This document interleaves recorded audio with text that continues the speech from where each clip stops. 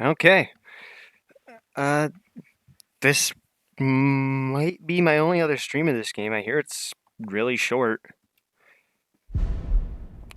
I was wondering if maybe I was just going to complete it yesterday. I didn't, but...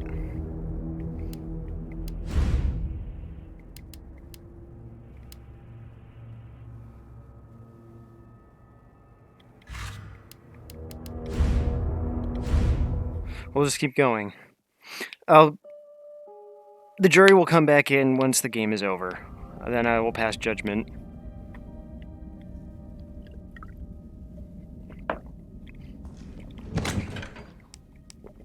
I am now good and hydrated. Alright, let's just start over from square one here. Do I really care about the Glock? No, because I have plenty of shotgun shells.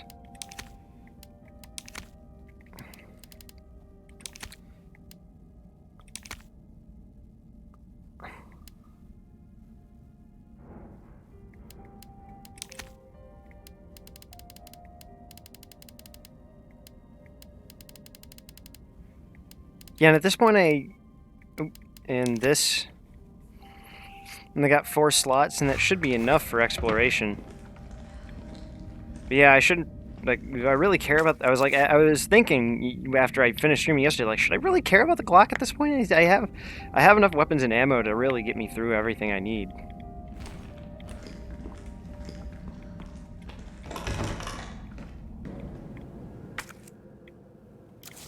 Big ass warehouse, good lord.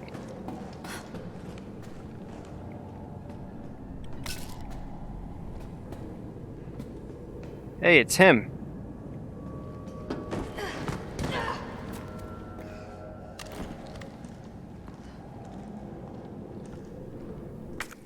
It's Nikolai. The man himself. The dude.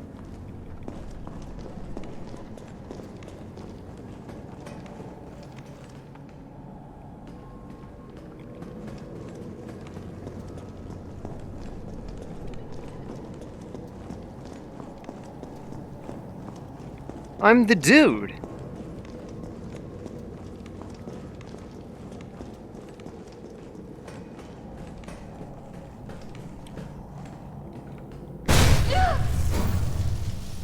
I must admit, I respect your tenacity, but I'm afraid our games end here. You think this is over?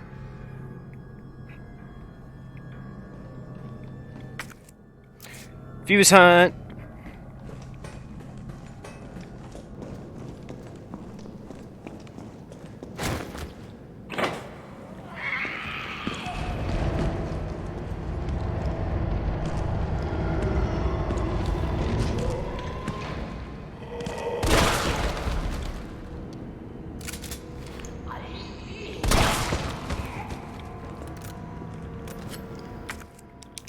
Shortcuts are wrong.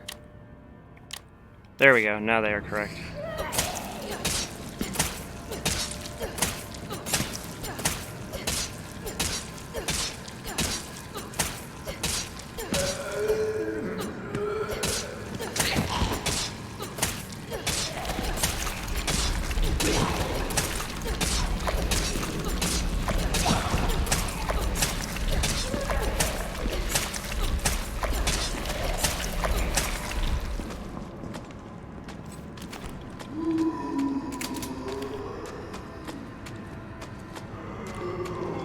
Doesn't seem like this thing wants to die, so I'm gonna just...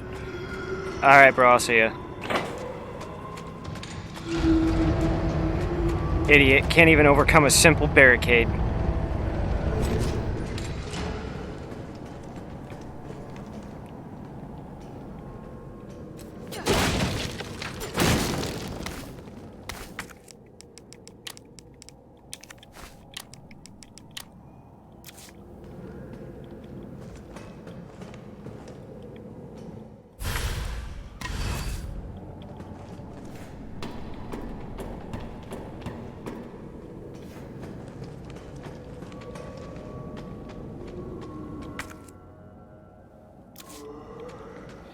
I probably didn't need to bring the mag ammo. Really just need to fill the Magnum and then that's it, because it's a sidearm. I'm not exactly going to be using it for every situation.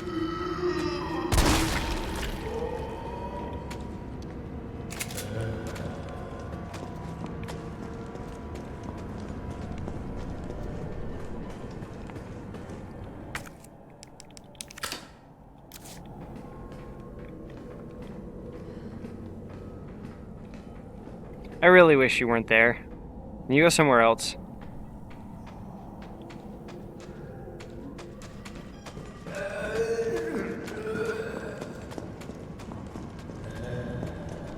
Baited. Got him.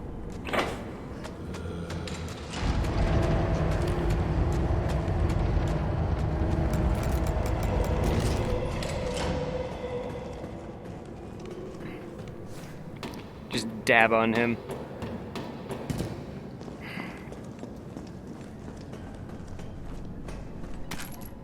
Ah, handgun bullets.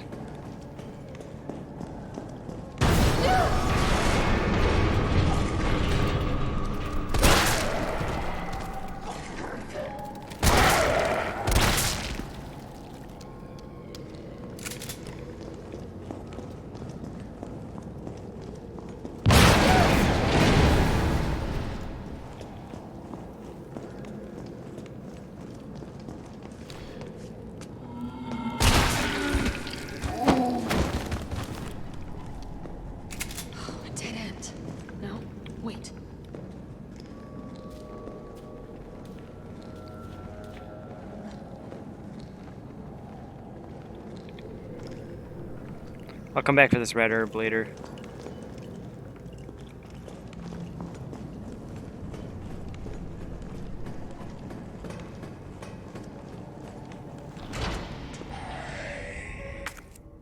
That leads me back to the storeroom.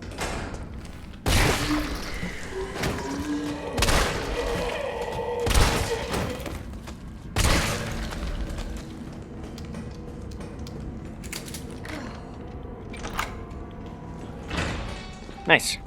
Okay.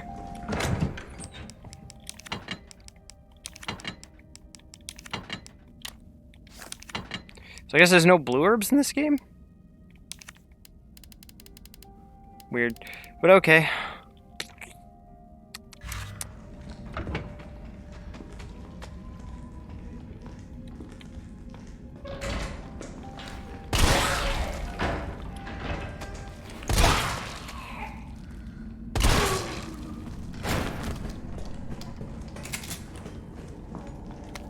Employee memo.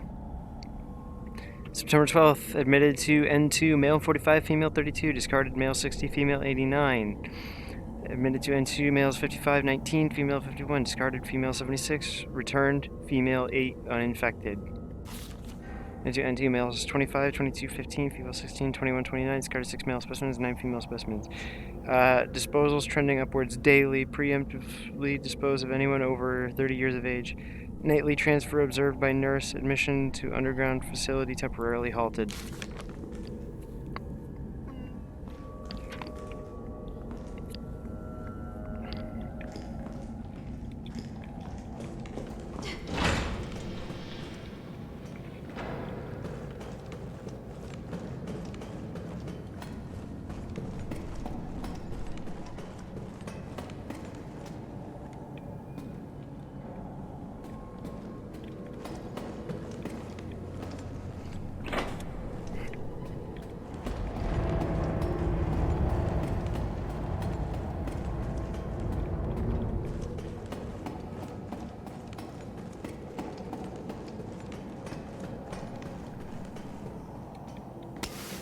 Nice, more high-grade gunpowder.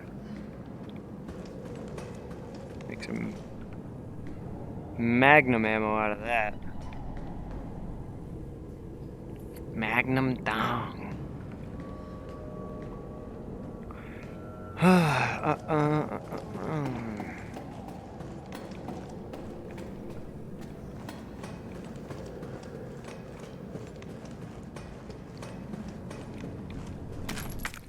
Shitty handgun rounds. So I hear that this game is actually should have just been played on hardcore. because that actually makes the Nemesis more of a threat and makes things way more intense. So, whoops. But too late now.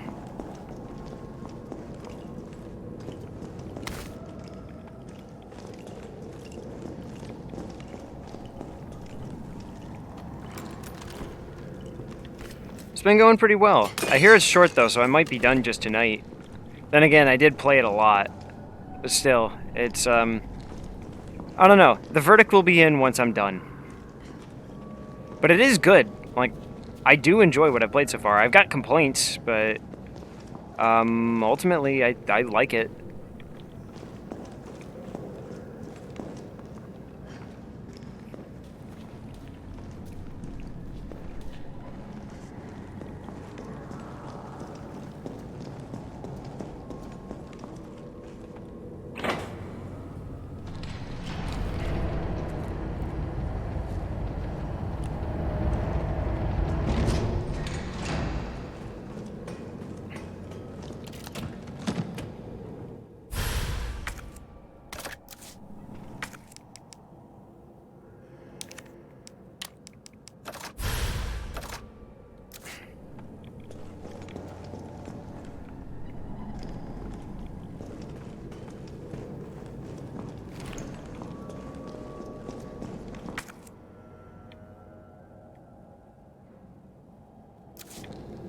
Alright, the last fuse is over there.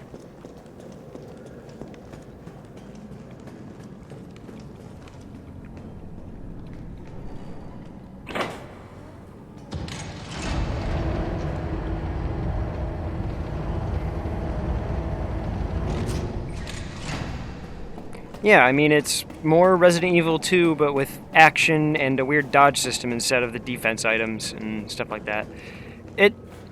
Again, I have my hang-ups. The dodge system can be pretty unreliable at times, and there's certain weird segments that I'm not crazy about.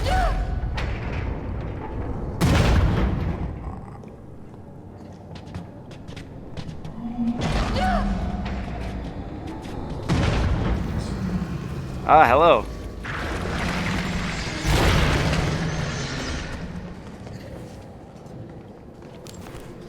No, don't do that.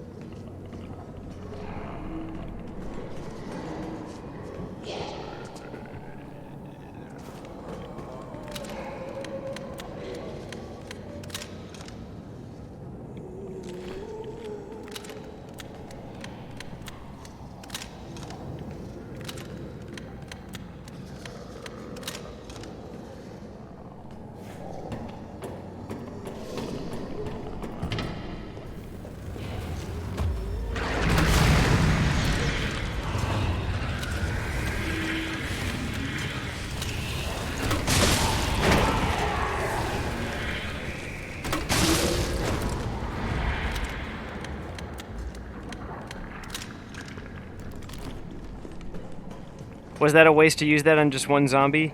Yes. Do I care? No.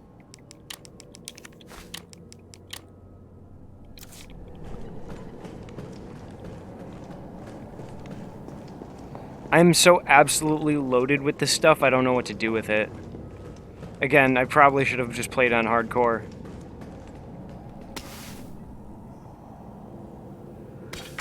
Yeah, but she stabs with it, so that doesn't make it quite as good as it was in Resident Evil 2.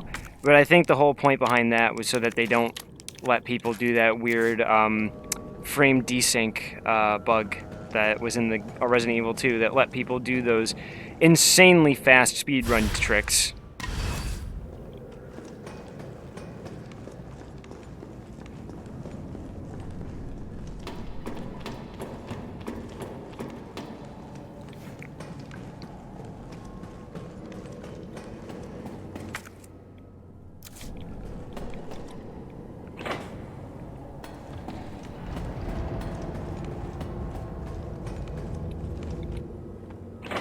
Whoa!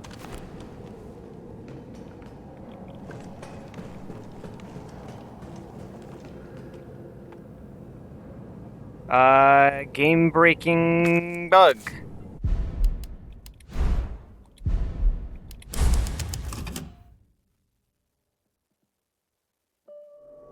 Never want to run into that. Am I all the way? I'm all the way back here. Fuck. I am seriously all the way back here? I've got to do all that over again? Good Christ. Fucking raw. That's raw right there.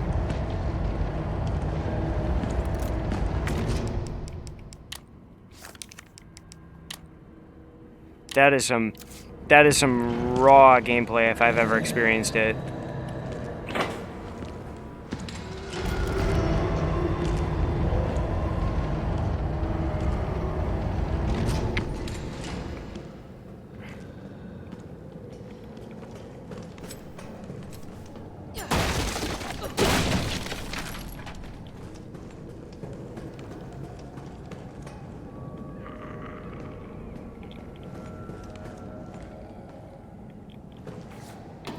Game's absolutely showering me in handgun ammo right now. I may as well just go get the handgun.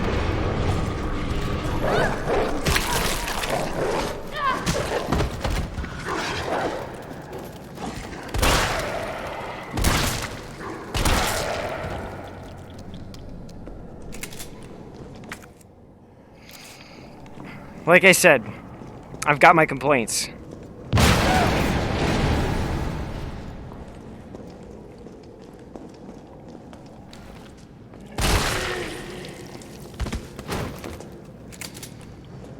A dead end.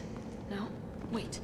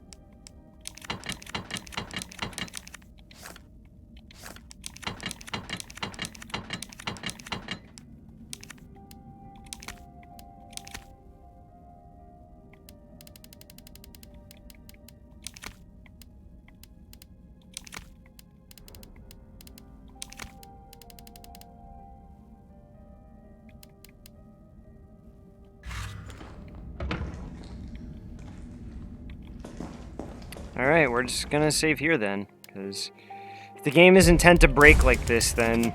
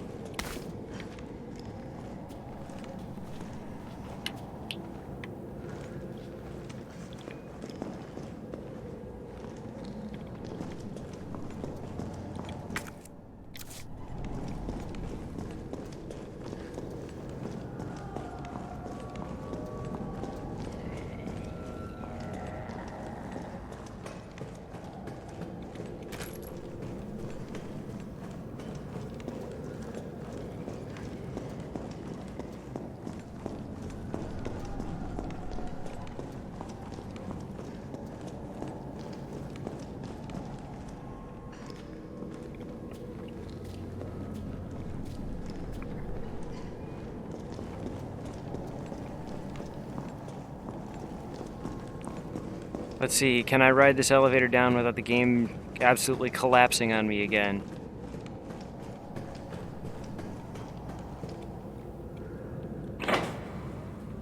Thank God.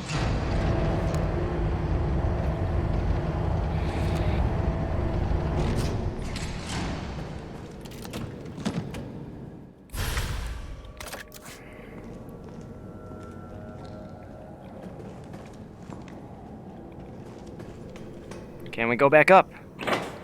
Thank God.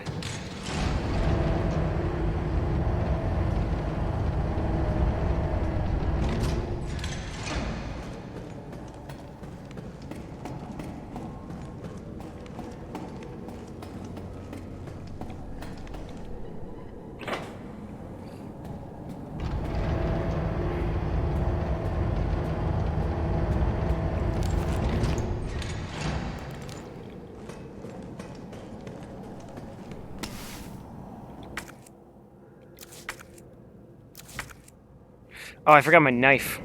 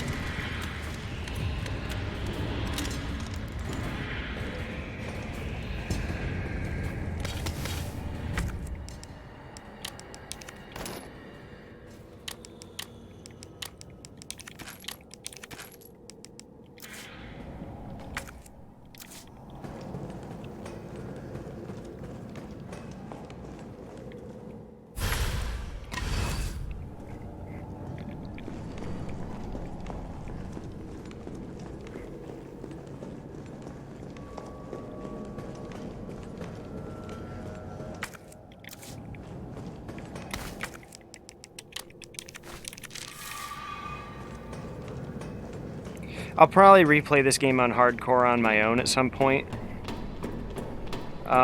Again, just because it feels really easy on standard, but I just wanted the standard experience just to see how that goes.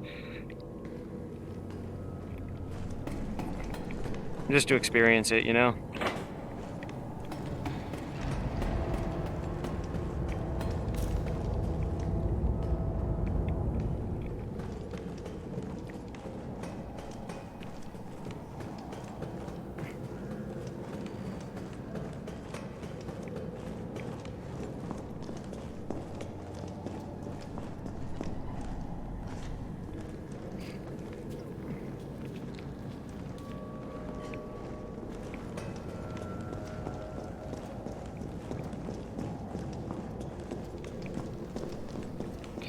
Another thing I will say is they definitely fixed the problem I had with Resident Evil 2 with like the bullet sponginess of the enemies. Now you can actually like tap them while they're on the ground and feel like that's actually doing something rather than feeling like, oh, now that I've shot the enemy down, now I need to get out my knife because that does more damage. It's like, now you can actually shoot an enemy dead once you knock them over. It feels better. It feels like I'm actually putting my ammo to good use when I finish off an enemy.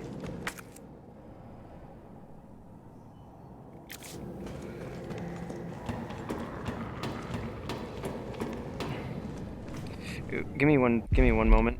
I keep forgetting to do this. Uh,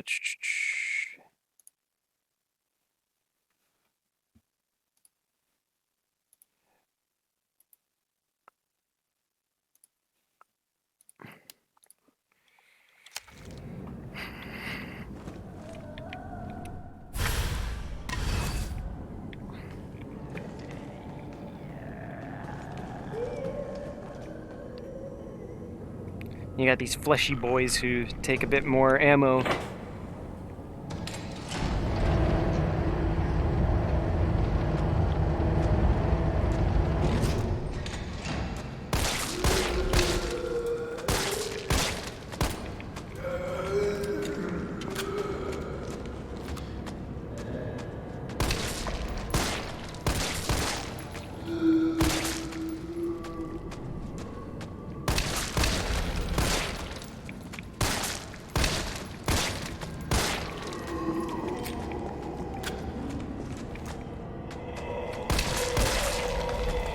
All right.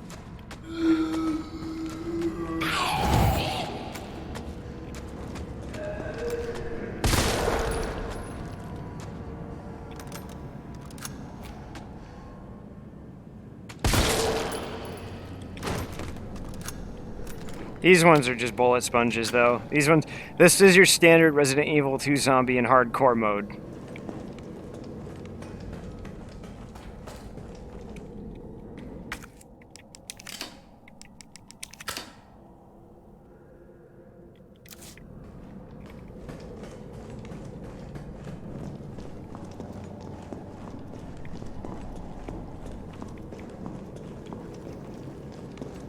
Okay, I'm just missing one more.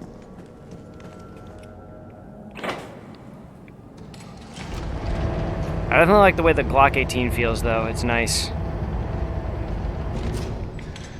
Real solid guns in this game. That's one of my favorite things so far. Is the guns in this game I like quite a touch better than the Resident Evil 2 guns.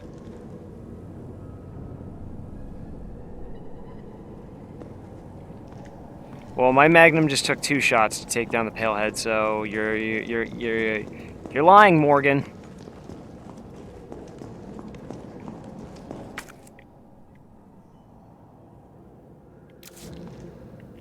Yeah, I shot him in the head with a mag round, and he didn't die.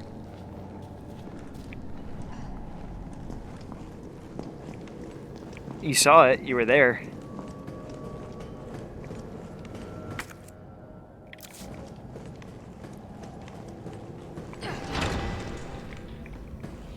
Well, fortunately, this game is, you know, a modern game. So maybe if it's a bug or an issue, they can iron that out in post. Something that I think my biggest complaint so far is how much they're trying to hawk their stupid ass multiplayer. Like, bruh, I don't care.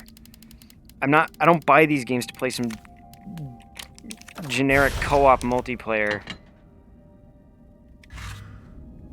It almost, if I were a more cynical man, I would say that the only reason they even made and sold Resident Evil 3 was to hawk their stupid-ass multiplayer. And this was just the foil package to do it in.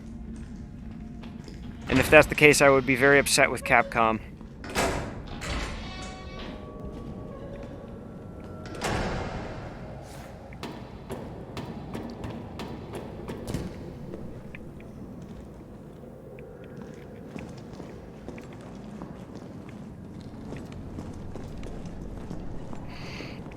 But that would also explain the complaints people have, like length and stuff like that.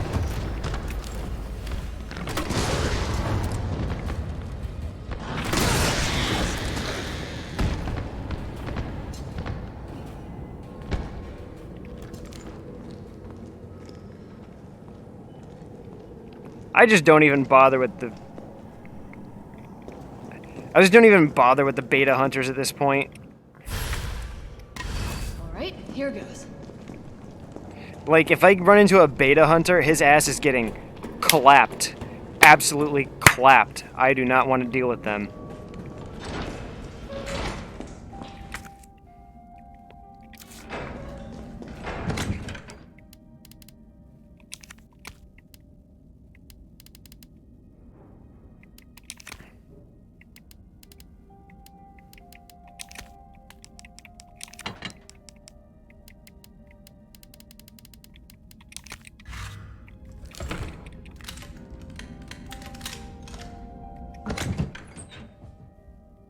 That's really what I'm hoping, is that they absolutely cram this game with small expansions and DLC packs and stuff like that. Because if this campaign really is this short, then they owe it to their player base to continue and expand upon it after the game is already out. Because you don't when you've made a masterpiece like Resident Evil 2, your fans come to expect a certain like campaign length and replayability and level of quality, and when you don't deliver, and worse yet, kind of underhandedly betray your fans just to sell some stupid multiplayer mode nobody asked for. If this is the case, and again, I'm trying to be optimistic and say that's not what they did, and the multiplayer was really just some bonus thing they added. But if that is what they did, then the fans are going to feel really betrayed. So I'm just really hoping that that's not the reason they even made this, was just to put in some stupid multiplayer.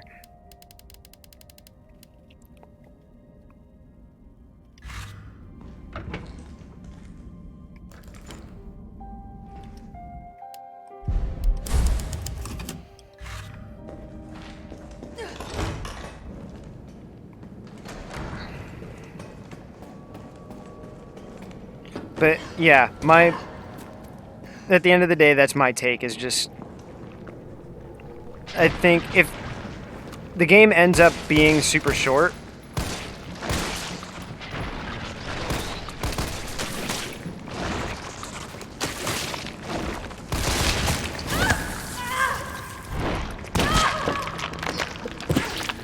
then fans deserve something to make up for such a short campaign, like plenty of DLC and extra modes and stuff like that.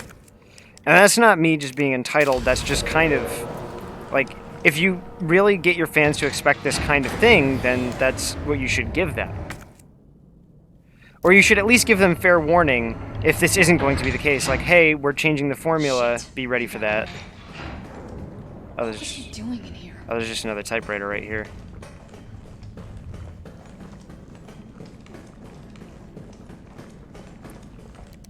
Unfinished activity log. 1300, September 26, infiltrated Raccoon City. Disturbances are sporadic, commencing mission. Observed 5 RPD officers engaging a pack 20 strong. Officers annihilated in 20 minutes. Test run at University. Diverted pack. Inclement canines to campus. 64% infection and conversion in 2 hours. No survivors. Successful rendezvous with MV platoon. Will make attempt at dawn. Diverted pack towards command post. Result, night skirmish in confined area with a large number of combatants. Video attached. End of skirmish, summon survivors. 1800 unknown bioweapon deployed at point Delta 18. Tracking it per orders. It appears to be on the hunt. God eyes on 2 stars. A male, infected, and female. Bioweapon is pursuing the female. Female JV. Female Juliet. Juliet Victor has made contact with Mike Victor platoon. I'm just trying to remember my my NATO alphabet. Mike Victor is Mikhail, and I forget his last name. Bioweapons appearance and behavior are consistent with Project November investigating. Observed bioweapon wielding conventional weapons. It seems to be strongly fixated on terminating Juliet Victor and knows the city layout. Evidence it can be imprinted. Metamorphosis in the bioweapon triggered by a hostile encounter with Juliet Victor. Juliet Victor has been infected and is now responsive. Collected samples per orders. Over 17 hours have elapsed since Juliet Victor's exposure to the virus. Conversion has been slow, suggesting she may be resistant. Vaccine recovered and administered to Juliet Victor by Charlie... what's O? Ah, damn it, I forget what... I can't remember O. Oscar. Yeah, that was what it was. By Charlie Oscar, a soldier in Mike Victor platoon. Juliet Victor expected to be fit for combat approximately 20 hours post-exposure. It seems clear that bioweapon is Project November. Contact with Juliet Victor causes it to change and evolve. Will induce further encounters to obtain more precise data.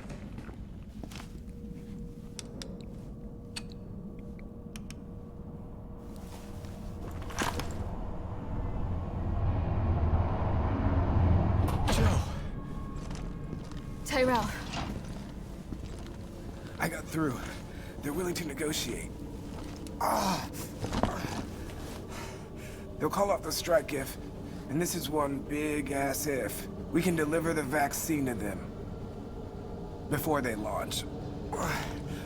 How long do we have? Hours. Maybe. Then let's not waste one more second. This way.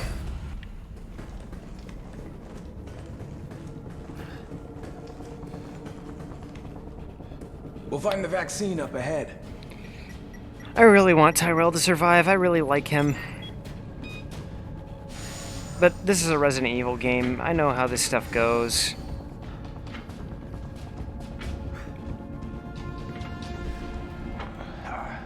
Sure you don't need to stop? Stop and do what? I got your back. All right, let's get this done.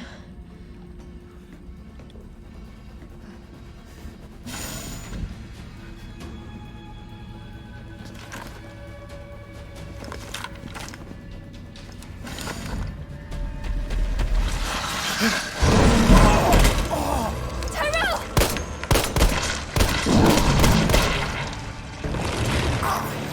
Now! Keep going. We're almost there. No!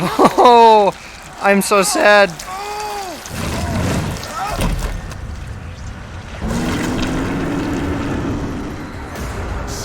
jinxed myself.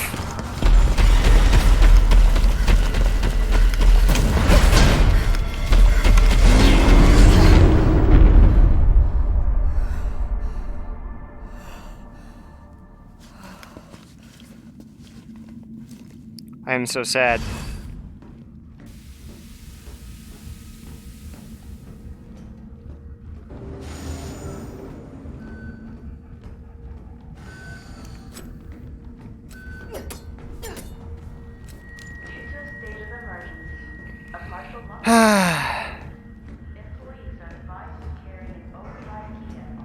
He's a good guy to the last, though. Just looking out for people.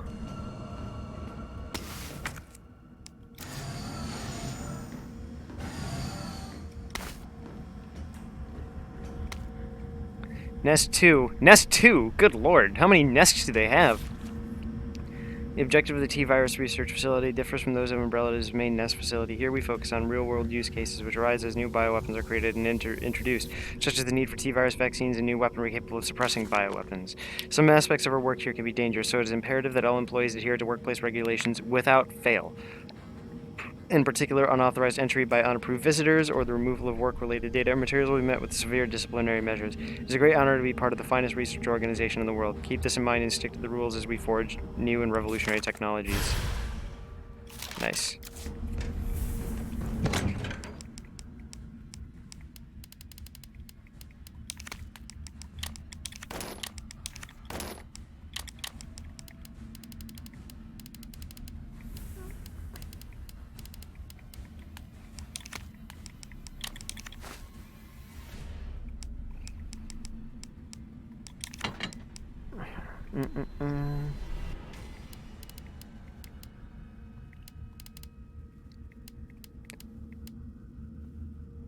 Still doing fine on materials, I'd say. Ah, oh, poor Tyrell. I miss him already.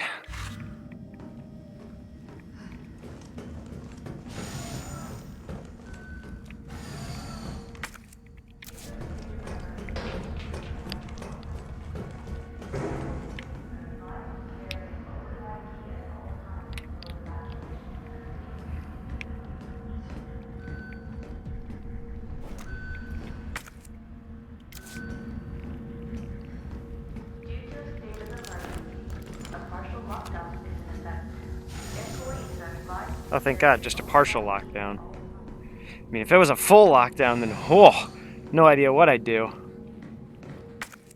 How long have I been playing, by the way? It's almost 5 hours playtime. Yeah, so if you're an explorer, the game will be longer than what people were saying it was, like 3 to 5 hours.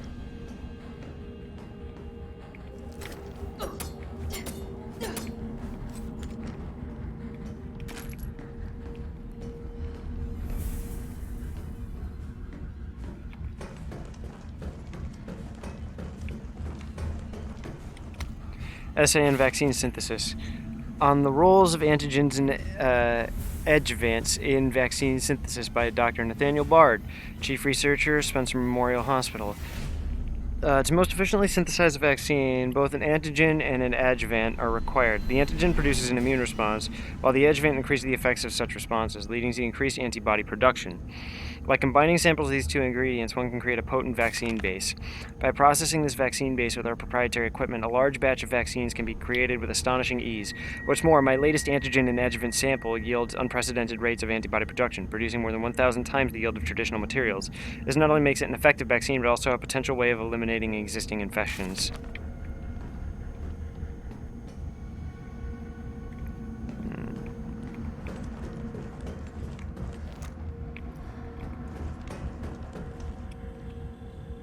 Override key successfully generated. What have we here? Override key removed.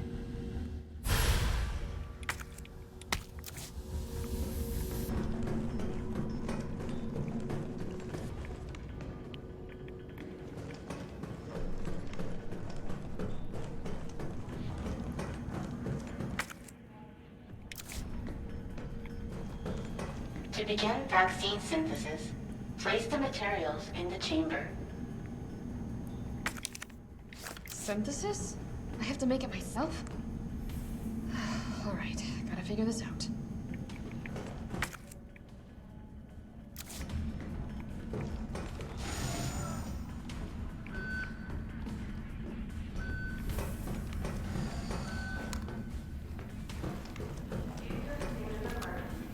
A partial lockdown is in effect. Employees are advised to carry an override key at all times until evacuation is complete.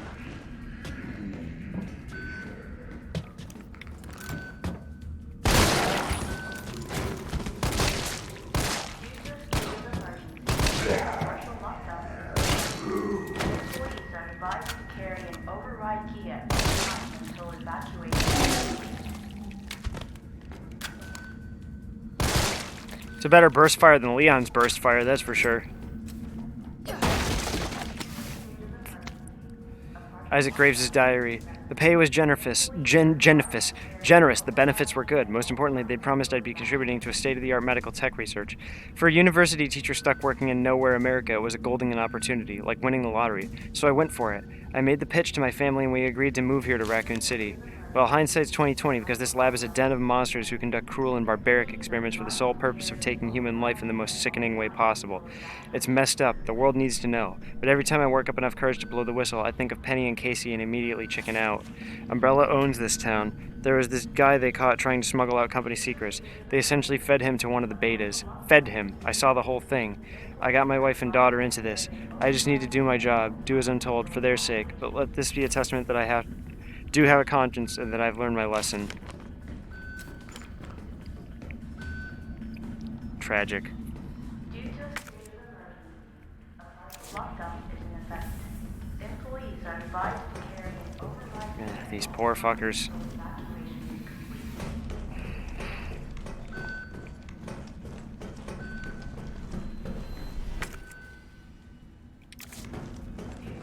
is complete. A partial lockdown is in effect. Employees are advised to Have a good time. Stay healthy out there.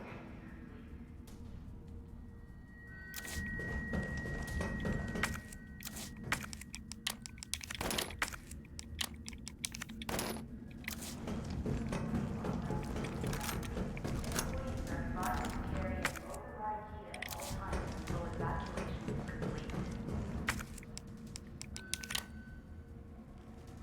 Override complete. Wow, she put the USB drive in the right way the first time. That's a superpower right there.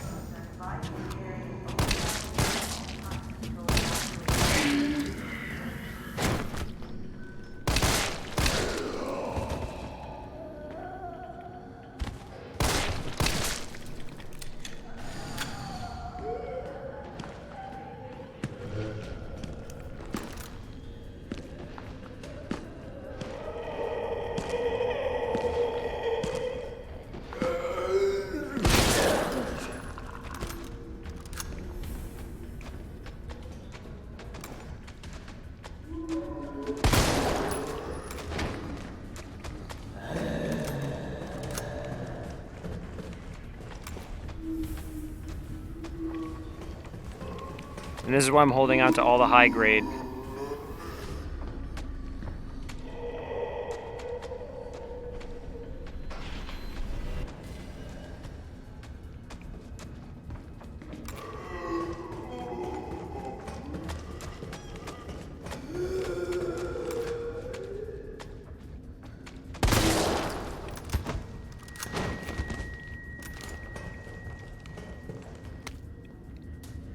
Shipping notice. Cargo, Nemesis. Shipping route CDG, JFK, RC. JFK Airport? Shipment type, Class 1 hazardous material. All transit within the United States is being made via helicopter. Take extreme care during takeoff and landing. A shock to the parcel may potentially lead to self-activation. We here at the European branch are excited to hear your thoughts and evaluation of the newest prototype and are pleased to offer this specimen to you for testing. It has been through numerous trials and possesses incredible destructive power. So please exercise extreme caution when using it. Lead developer, Dr. Herman Frankel. Must be some airport in Germany.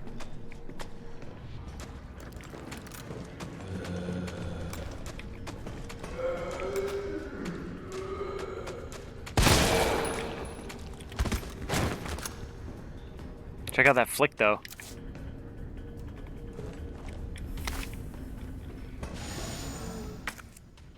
Ooh, there's more in here? Indeed there is.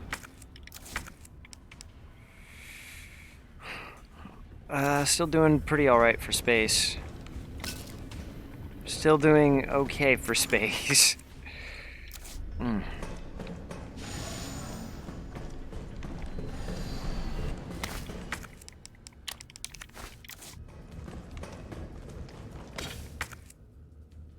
Shit. We're filling up fast.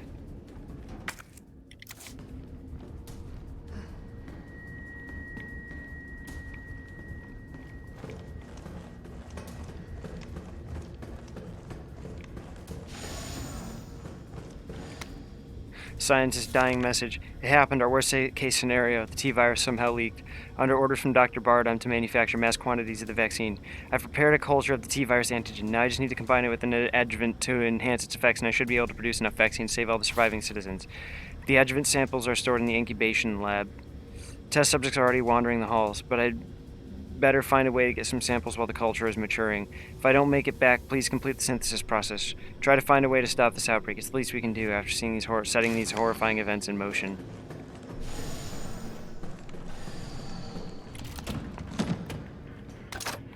Acid rounds, and I'm full.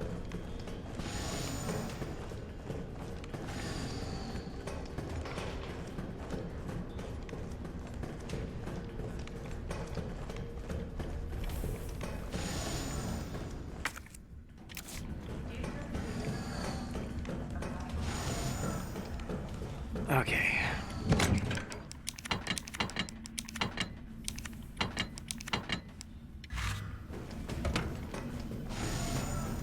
What's up?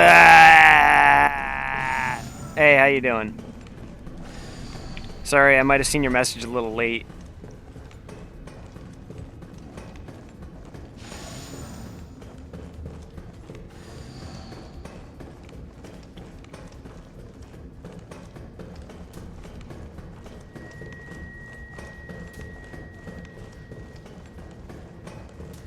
This must be what powers it.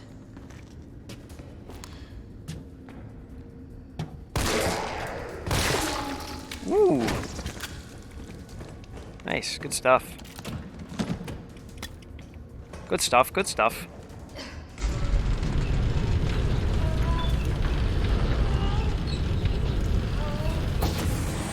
Get the juice in there.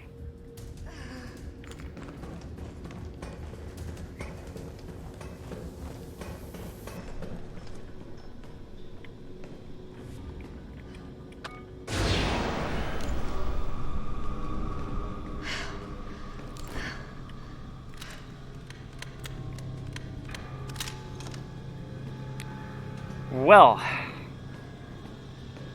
clearly nothing is going to break out of these glass cases. Clearly nothing is going to break out of these glass cases.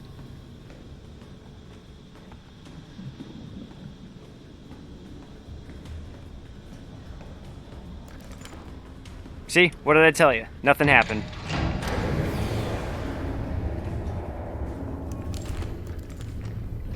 Got flame rounds in there still. Fine.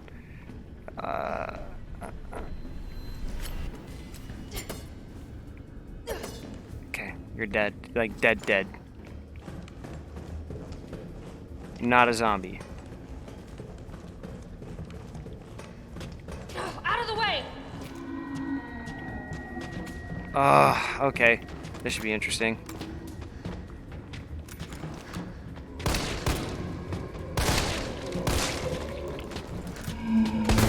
Shit. Got that.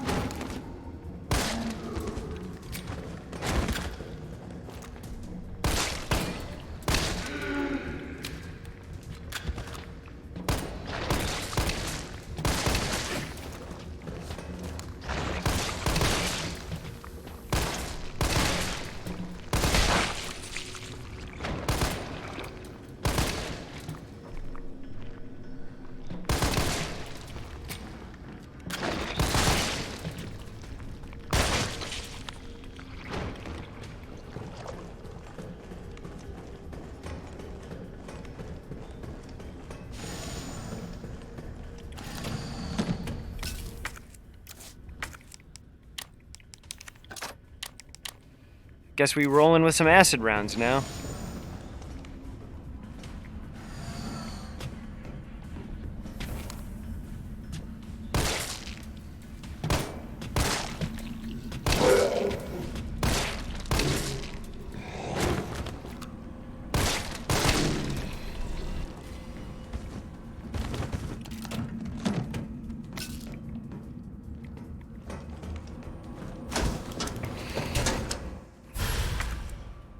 An adjuvant sample. These are combined with antigens to increase immune system response. Expression of concern. Senior Fellow Dr. Frankel. Please allow me to send my heartfelt congratulations to you and your colleagues at Umbrella Europe for completing Nemesis, a truly remarkable achievement in the field of bioweapons research. Introducing a parasitic organism into a tyrant's brain to gain external control of it? How can I not marvel at such a wild idea? However, from a medical perspective, I must emphatically state my disapproval of this shift away from the established Umbrella policy. By turning to the use of parasites, you are setting a dangerous precedent. Viruses can be kept in check. I believe an effective vaccine can be developed for any virus on Earth, with abundant funding and a bounty of samples, of course. Can you say the same for parasites, however?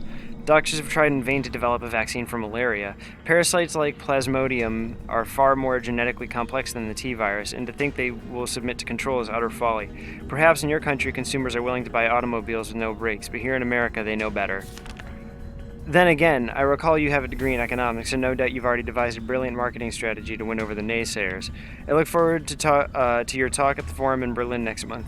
In the meantime, I shall be exploring medical solutions to your hubristic problem you foisted on us. Sincerely, Nathaniel It's Bard. called the Nemesis.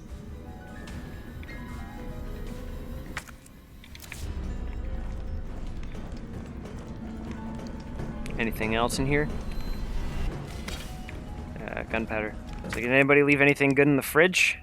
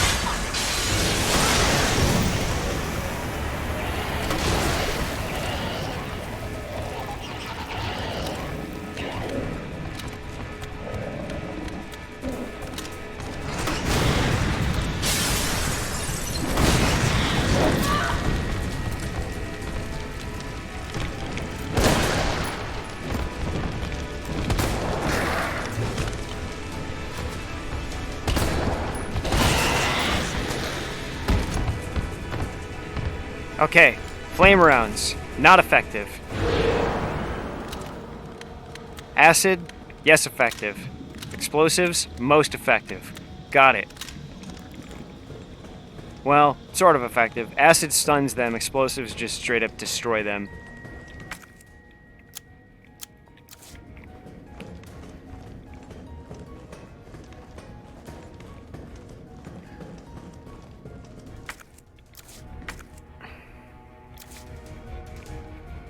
Caution.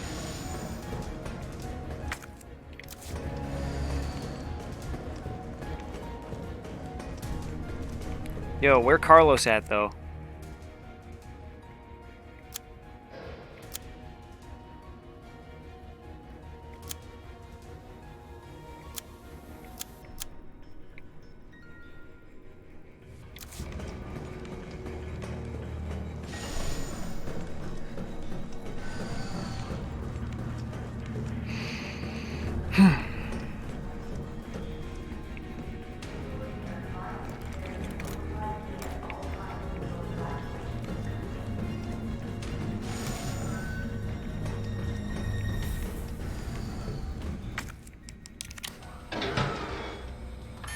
Unauthorized materials detected.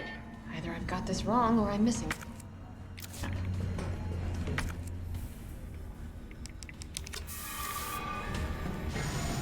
Just want to make some room.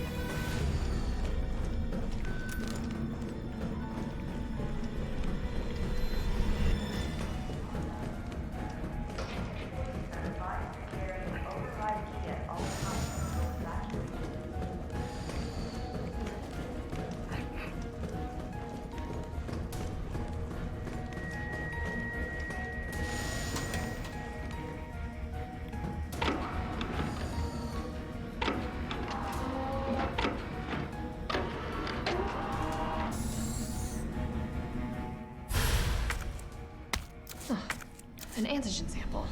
I'll definitely need this for the vaccine.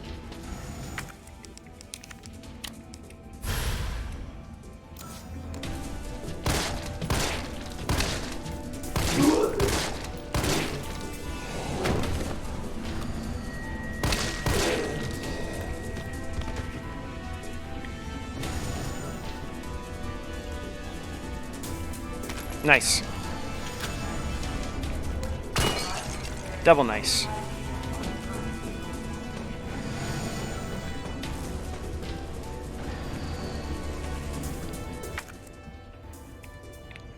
Oh, there was something else in there? Oh, there was gunpowder. Can't believe I missed that. Don't want to miss that. Right there. Okay.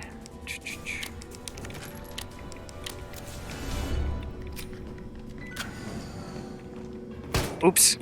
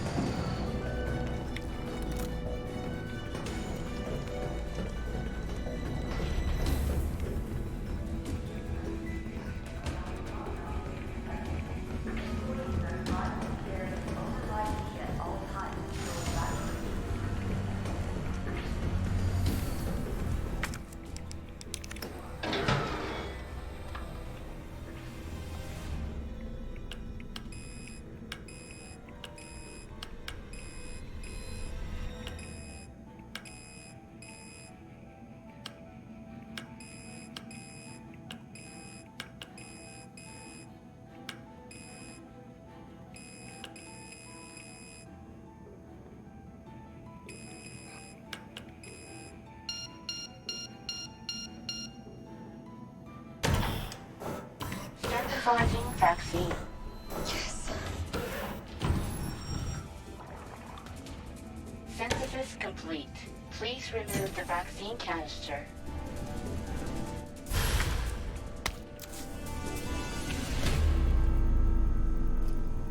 And then Nikolai.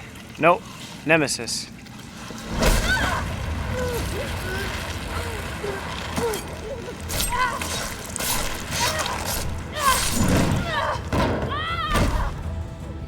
Oh, is it fight time? It's fight time.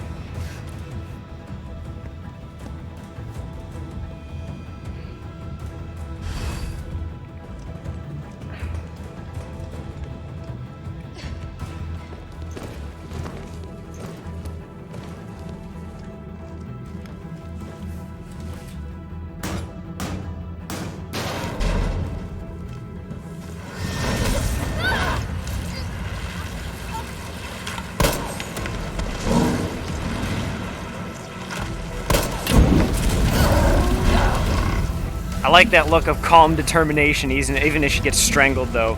It makes her seem very capable. Because she is.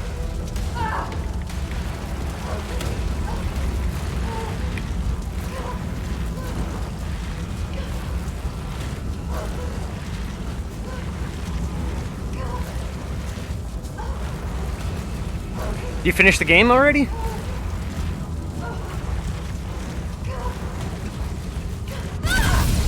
Yeah, I'm told it's short. I'm hoping they supplement that with a lot of free DLCs and alternative campaigns and stuff. They kind of have to, because this game is way too short to justify the $60 price. And I know they're like, well, you can play our multiplayer, but nobody really cares.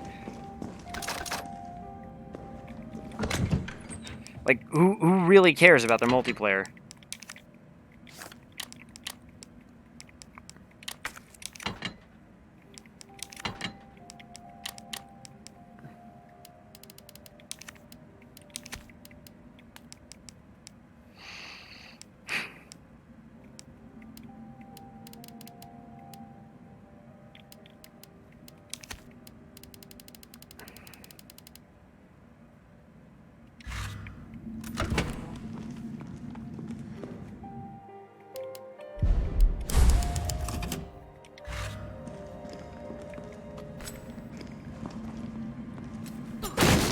Yeah.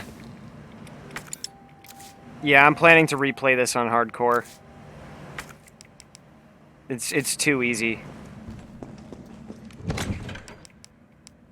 And that's what I'm told you should do. I'm told that it's just this game is just like it's basically necessary to play on hardcore.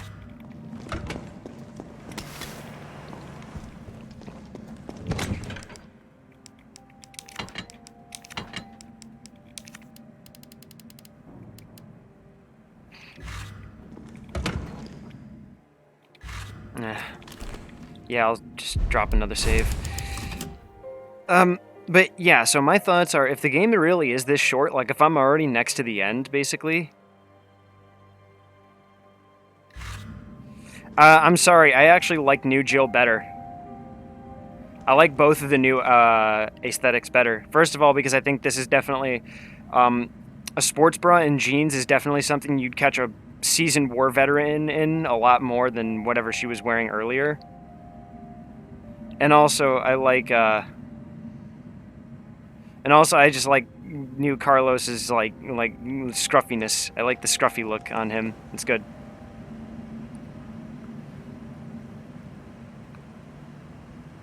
Nah, yeah, I like both of the new characters better. Honestly, I don't. I looked at both the classic outfits and I'm like, nah, I like this. This is good. This is a good look for both of them. But yeah, so my thoughts are, if the campaign really is this short, they really have to supplement that with free DLCs and expansions and stuff like that, because if they're really banking on people finding a value in the multiplayer, they're not going to get it, because people never... yeah, you can join the call. Here, yeah, I'll call you. Why not? Hey there, bud. All right. Hey. Yeah, so obviously you're going to be a little bit behind, but you can just turn the audio off on the stream. So, yeah, but this is my thought. You know, to finish my thought is, if they really are making the game this short, and they're expecting people to value their multiplayer mode that they package with the game, they're not going to get it, because the fans of this series expect single player driven narrative games. Yeah. Expecting us to really give a shit about their multiplayer and finding a $60 value in that is not going to work. Yeah, What in God's that's name true. is this place? Oh, this fight. Some Yeah, I don't... It's pretty short. I think I finished it, like, in like, little under 7 hours. well, What time... What's your time at? 5. 5? Okay, you'll probably finish it, within an hour. Yeah, I'll probably be done. But yeah, it always takes longer for me because I'm, like, kind of retarded, and I just, like, wander around, not knowing where to go, because I have no sense of map direction. well, that's the thing, is with Resident Evil 2, I've pretty much completely remembered the map at this point. Yeah, the part where you went with back to the police station with Carlos was nice, because I still had all the combinations and stuff Yeah. written down, so I just referred to that and was able to open. They give them all to you, but whatever. The city needs that This vaccine. asshole. More than I do. Also, I can't believe this dude's alternate costume is just the egoist meme. Yeah, pretty much. I've been trying to impart on you is getting through. This guy's Nikolai is such a dick. I hate him worse than Brian Irons, honestly. But I'm in this And business Irons was to fucking get paid. really. No, yeah, Skeezy. Nikolai's worse than Brian, honestly. Like, Irons is an idiot too. Like, when he confronted Claire, all he had to do was be like, "Hey, I'm the chief of police. Well, I'm trying to get this girl to safety." That's all he had to do. And she probably would have at least trusted him a little bit, because he is the chief of police. Yeah, it's like And no one knows he's. I think he like gets off on like scaring and intimidating people. Oh, he does. And so that's why he did that, because all he had to do was just play it up, pretend like he was legit, and it would have been fine. Okay, this part. All right, we'll see if. Okay, so this isn't what you have to do here. Isn't explained very well. Okay, so if I see you not knowing what it is, then I'll let you know. But I thought it wasn't explained very well. Oh right, I should have brought mine rounds. Mine round, yeah, because he does that little run round. That's. I don't know how important that is. But Okay, yeah, so let me tell you what happened to me last night. After I got out of the subway station in the sewers, I'm like, oh, this is going to become a trough moment of the narrative. I'll probably just bring my pistol and shotgun. Lol. Yeah. Cross the bridge. Now I'm stuck in a fight with just a shotgun and a handgun. That sounds like a weird choice. That sounds like a poor life choice. The game gave me no indication and no save point to indicate that a boss fight was coming. I mean, this is Nemesis, though. You should expect Nemesis to show up at any point. True. That was a thing. That was a thing about the original game. That was like its selling point. Was like at any point Nemesis can show up. It'll be spooky. But this is the thing, though, is there's a difference between running from Nemesis and a Nemesis boss fight. A game should always give you a fair warning and indication that you're about to be thrown into a boss fight. I was clenching my teeth so hard I thought my vein was going to explode from my forehead because I was so angry at the developers for not illustrating clearly to me that I was going to be thrown into a boss fight. There are some weird gameplay elements to the game. Like I said, I was talking about this last night. I had my minor frustrations, and then like there were gameplay frustrations, and then there was that one moment of absolute ludonarrative dissonance. That part, I played that part. I understood why they had the corpses disappear. I understood why. The engine couldn't handle it. Yeah, well, and also the player would get overwhelmed and confused with corpse stacking, and it would look funny and weird, and so I get why they did that, but it's still weird because it's just like, it's a little splort noise and some blood. It would have been better if they did like the Resident Evil 5 thing where they just melted. Where they melted, yeah. That whole sequence, this game, I don't want to say it's undercooked. Oh no, I got a game-breaking bug earlier where it is slightly undercooked. Yeah, no, I feel like this could have used another 6 months in the oven. Oh, I'm with you there. I feel like they wanted to meet that 1-year deadline after Resident Evil 2. On top of that, I get the feeling that a mandate came down from the higher ups that they wanted a live service multiplayer. So people were pulled off of the project to work on that, which caused some undercooking to happen. Well, and you can see that with how many cuts were made to the main story. Yeah. Like Clock Tower and the old mine and the factory. Parts that I really remember because I love those parts. Yeah, they're I know. And if they wanted to supplant those pieces with other set pieces, I'd be okay with that, but they're just gone entirely. Yeah, you don't have any, and the clock tower was sort of there because like you had the Nemesis fight outside of it, which that's an important part of the original narrative. But like I don't think the hospital was in RE3, was it? No, like this I said, is they replaced certain stuff with new narrative elements, and that's fine. But yeah, there's a couple of weird moments in the game that sort of I didn't experience in Resident Evil 2, like. Yeah, no, and like I said, I got a Gordon Ramsay moment earlier, like a straight up fucking roll. Yeah, well, oh wow, I pulled, so you know that part where you're searching for the fuses, like just before this? Yeah. I pulled an elevator lever, and I was suddenly completely beneath the map. Oh, congratulations. Yeah, so I had to reload the save. That is fucking raw. That was the rawest I've ever had a Resident... That, besides Resident Evil 6 and Resident Evil Revelations, that was the rawest Resident Evil moment I've ever had. Resident Evil. So the only bug I had was Jill's sweater, which you shouldn't be using because it's objectively better. No. Her sweater glitched out and it was going all over the ceiling, like one of those models fucks up. Oh, you're dead. You're probably not dead if you had full health. Yeah, you got to get those perfect dodges down, which I like. I like that in the game. I like a lot of what they did to the game. I think to action it up. It can be good, but I also find that a lot of times it's very unclear what can be dodged or shoulder checked if you're Carlos, and the game doesn't illustrate this to you very well, and it becomes very unreliable. Like I spent about a solid 5-10 minutes trying to shoulder check a beta hunter's dive until I realized I just couldn't do it. that 2 hunter fight in the hospital. I don't know where I pulled this out, but I fucking shoulder checked and punched because you punch them if you do it again. You can shoulder check Both of them. You can shoulder check if they start with the right arm. That's the only time. But you also punch. Like Well, if you I know. If you do it a again, perfect time. If you do a perfect time, yes. yeah. Well, that's what I'm So saying though. Is getting a perfect dodge or perfect timing is, it can be unreliable at best. it's weird. It's kind of hard to gauge Also, what the frame is for that. The double beta hunter fight, I absolutely cheesed that with a single grenade.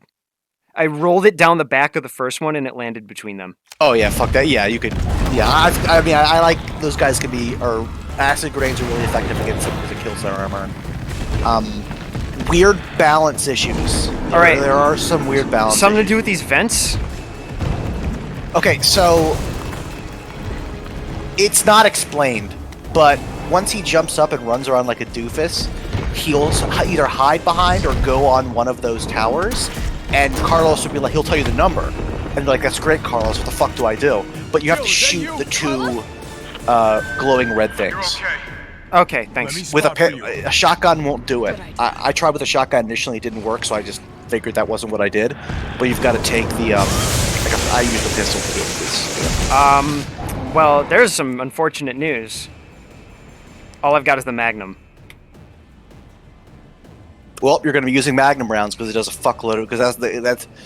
I would go back to I'd go back to my save and get my pistol. You're gonna have to do this like 5 or 6. You're gonna have to do this a bunch of times. All right. Well, thanks for the heads up. Yeah, that's an annoying. And again, 30 saves? Jesus Christ! I'm a saveaholic. I had 4. But again, I think I'm used to. And again, part of the not saving thing is part of what I know in this game that you get auto save, which kind of annoyed me. I should have just played this on a hardcore. I shouldn't have played it initially on standard. I just. Well, and this is the thing too, is I think people tend to rely on autosaves, but again, I get game-breaking bug. I'm underneath the map. What the fuck do I do? Yeah, that'd be pretty annoying. So I'm a total saveaholic because you never know when shit like that's gonna happen. Which is also why I had a hard time with hardcore mode in Resident Evil 2, because when it comes to these games, you know, like survival games and shit like that, I am absolutely paranoid. I would do really well in the Resident Evil universe because I am twitchy as all hell. I see that. I like. I usually don't. I don't know. I don't save very often in these games. I kind of like the tension that comes from it, like not knowing if you're like having dying being like a real big deal. And usually I figure, hey, once I've already done it, I can do it again better. Yeah, that's fair. And at this point in Resident Evil 2, I can pretty much go, you know, most of the game without saving. Yeah. So the S rank, the S rank is 2 hours, just like with the Resident Evil, one of the Resident Evil 2 storylines. I'd say this is slightly longer than one of the campaigns. At least it feels that way. Also, also watch this slick perfect dodge. I know you got like a 5-second delay or whatever, but you get to see me start with a perfect dodge. Oh yeah. Yeah, the perfect dodges are. I like the technique feels system. good. It feels good. I like it. I like it. Giving you an ability if you're really on point to escape a zombie. I remember that thing is really hard to pick the perfect dodge. I don't know what the frame is for that. Yeah, well, and that's what I'm saying is it feels a little undercooked. It feels like you're not given a clear warning. Like maybe I know it feels a little video gamey, but like red exclamation points are an indicator to give you an idea of when you need to smash that. Some way of illustrating. I would just be happy if Alan. Maybe I need to just do it again. I started the game again as soon as I beat it because I unlocked the Jill Valentine Stars outfit, and Jill now has a beret, which is the best Jill. Stupid Jill. Yes. Jill, we like to. She's challenged. Special Jill. Special forces. Yes, special in quotation marks forces. Jill. Special tactics and rescue. So here's what you're doing, and this is what I did, but I don't know if this is doing anything. I don't know. I guess it's doing damage because at one point. Oh yeah, it is. Look, he's down. Yeah, I know he goes down, but what do you? But Okay, you're right. At this point, I think you have to do enough damage to get Carlos to bark at you. Yeah, you have to do that. At this point, Oh, going hello. forward, I don't know if it's a damage. I don't know. So, you know, the mine thing here is what you do. If you shoot him in a mine, and then you knock him off and he lands on the ground, his little stupid thing comes out of it. Yeah. There we go. Fuck that. Okay, that shocks the shit out of him. And then you run down and shoot him. Okay, so you do. Okay, so maybe you do have to do that. Because what I did was I put mines on the thing and he ran, just knocked him off. It accomplishes the same thing. He's very weak to fire. Okay, there was no giveaway for that. So that was really annoying. So the fire grenades, they're a dot, right? Yeah, well, the effectiveness of them varies from monster to monster. Yeah, I know the different monsters, like the guppies are like super weak to it, but this is that fire thing's a dot, I think.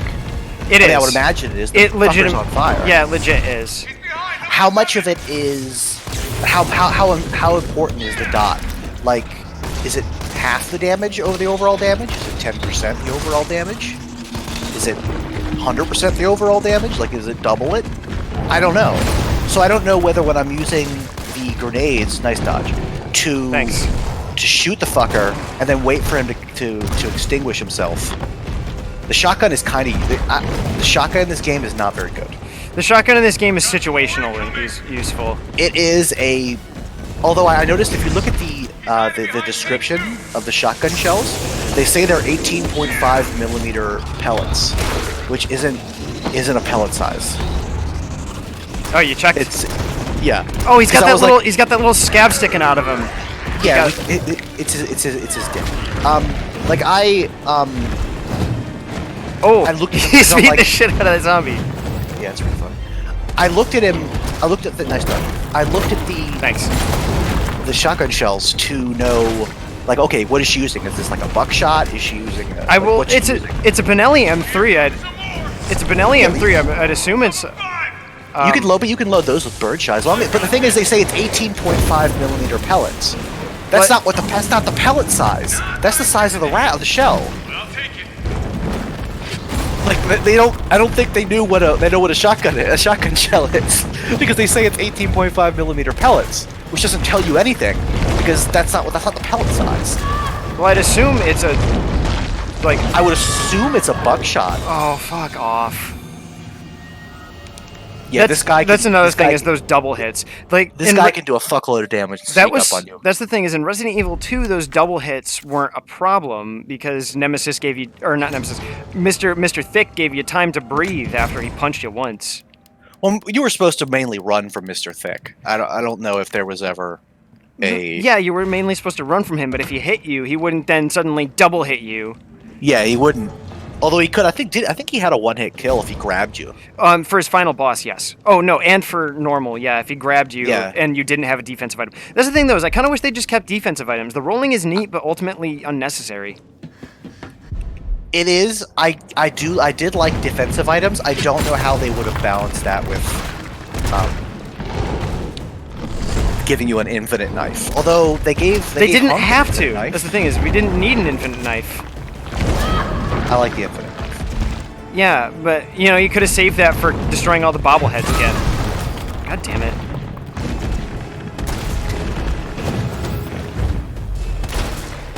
There we go. So that I don't know what the shotgun. I don't know if the shotgun does anything. The shotgun does not seem to do a lot of damage in this game. Tentacle. Tentacle. Wow, that cuts his health down in like half the time. That's good. Yeah, the tentacle's a weak spot. Should be obvious though, because it's red. But it doesn't have the It's not like orange. It's not as obvious as William Birkin. And this is the problem: is that the comparison to Resident Evil 2 does this game no favors. Because if this game wasn't prepared to match that level of quality, it shouldn't have even bothered. Which I think is ultimately what the problem people have with it. Yes. Oh, I think they should have like. It's pretty good. I don't think this is a. No, this it's is not a bad game. by any stretch. This is a really good. I actually really enjoyed it. No, I'm still having a great time. It's just that the comparison doesn't do it any favors. That's all I'm Yeah. saying. Well, the thing is this is actually not too distant from Resident Evil 3 when it came out, because The feeling of the comparison doing it no favors. Resident Evil 3 wasn't supposed to be Resident Evil 3. We've had Resident this Evil, discussion. yeah, Code Veronica was supposed to be Resident Evil 3, but it was taking too long. So they were like, okay, we had this side Resident Evil game we were going to do that was going to cover Jill's escape from Resident Evil, kind of like a B game, and let's just beef that up and throw that in there and use that because the other one's taking too long. It's going to be too ambitious, and it eventually came out of the Dreamcast, the next generation of consoles. Yeah. So, like, I can't help but notice the similarities to this. That it just feels a little bit undercooked. It feels a little bit like this is really like Resident Evil 3. I remember it being like I didn't expect this to be the third game in the series. And then when you play Veronica, which you're like, okay, well this isn't a numbered game. It's just like an off game, and it's like it's a full game though. It's a full ass game. Has more than. That is probably one of the best in the trilogy after 2. Yeah, Veronica. It's a quadrilogy though. Yeah, I mean, because Resident Evil 1 through Code Veronica. But I will say, by the time Code Veronica came around, we were really looking for a change. Nice dodge, Jill. Good job, Jill. Jill just fucking ate that. Fuck off. Yeah, this fight's just kind of... It feels poorly designed. It's... You have to, like... I just unload on the motherfucker with flame rounds. Well, and that's the thing, though, is he's weak to flame rounds, and I've discovered the meta here. I had a ridiculous number of flame rounds when I got into this fight. Just a preposterous number. I just unloaded on the motherfucker. Alright, so what I can do, though, is I can just do this, where... I would say the only ones that aren't useful against him are acid rounds. They didn't seem to do anything. We'll just get those, and we're loaded up on flame rounds, shotgun. Shotgun hurts his tentacle and his weak spots. And he stays down, because if you hit him with a grenade, he gets back up when he's vulnerable. So use the flame round to make him vulnerable, and then you shoot the tentacle, and then use another, and then when you knock him down, then you just whip out the shotgun and just start gatting him. Okay. So that's my strategy, and maybe use mine rounds on him if I can be bothered. The mine rounds, you use them just like you did in the first Nemesis fight. The one that I didn't actually use mine rounds for.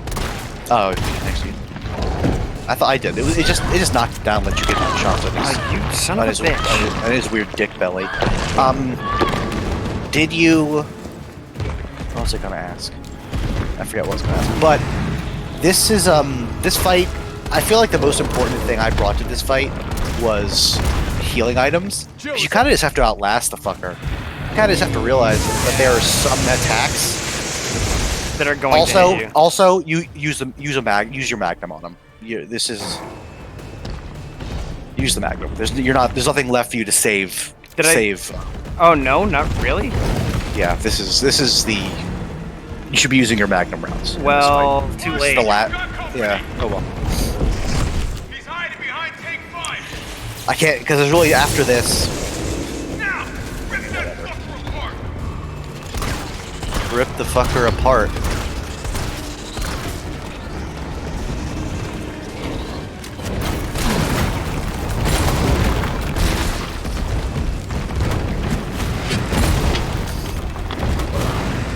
What I found is that what I ended up doing was using the flame rounds as like a sort of a defensive thing. Well, no, that's what I'm doing them for. I'm using them as a stun mechanism. Yeah, waiting for him to try to charge me and then hitting him as he does so, because that stops him from doing some like the really hard to dodge ones, like when he swings his fucking tentacle around. I just hit him there. Okay, so he's not dead. Jesus.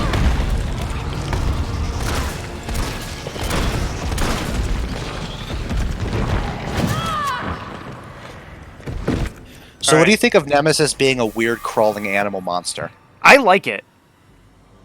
I alright. personally think it's a really interesting.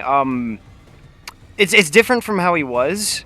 I kind of forget how his transformations worked in the original. He was mostly just a tyrant of progressively nastier orientation. He wasn't like I don't think he ever turned into like an animal.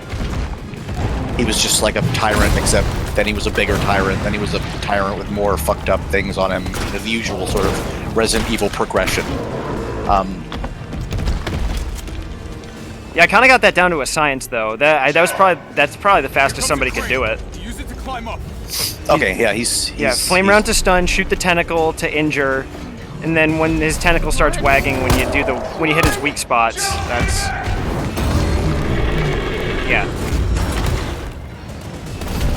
kind of disappointed they left out the decision-making system, because seeing branching endings would have been cool. Yeah, that would have been cool.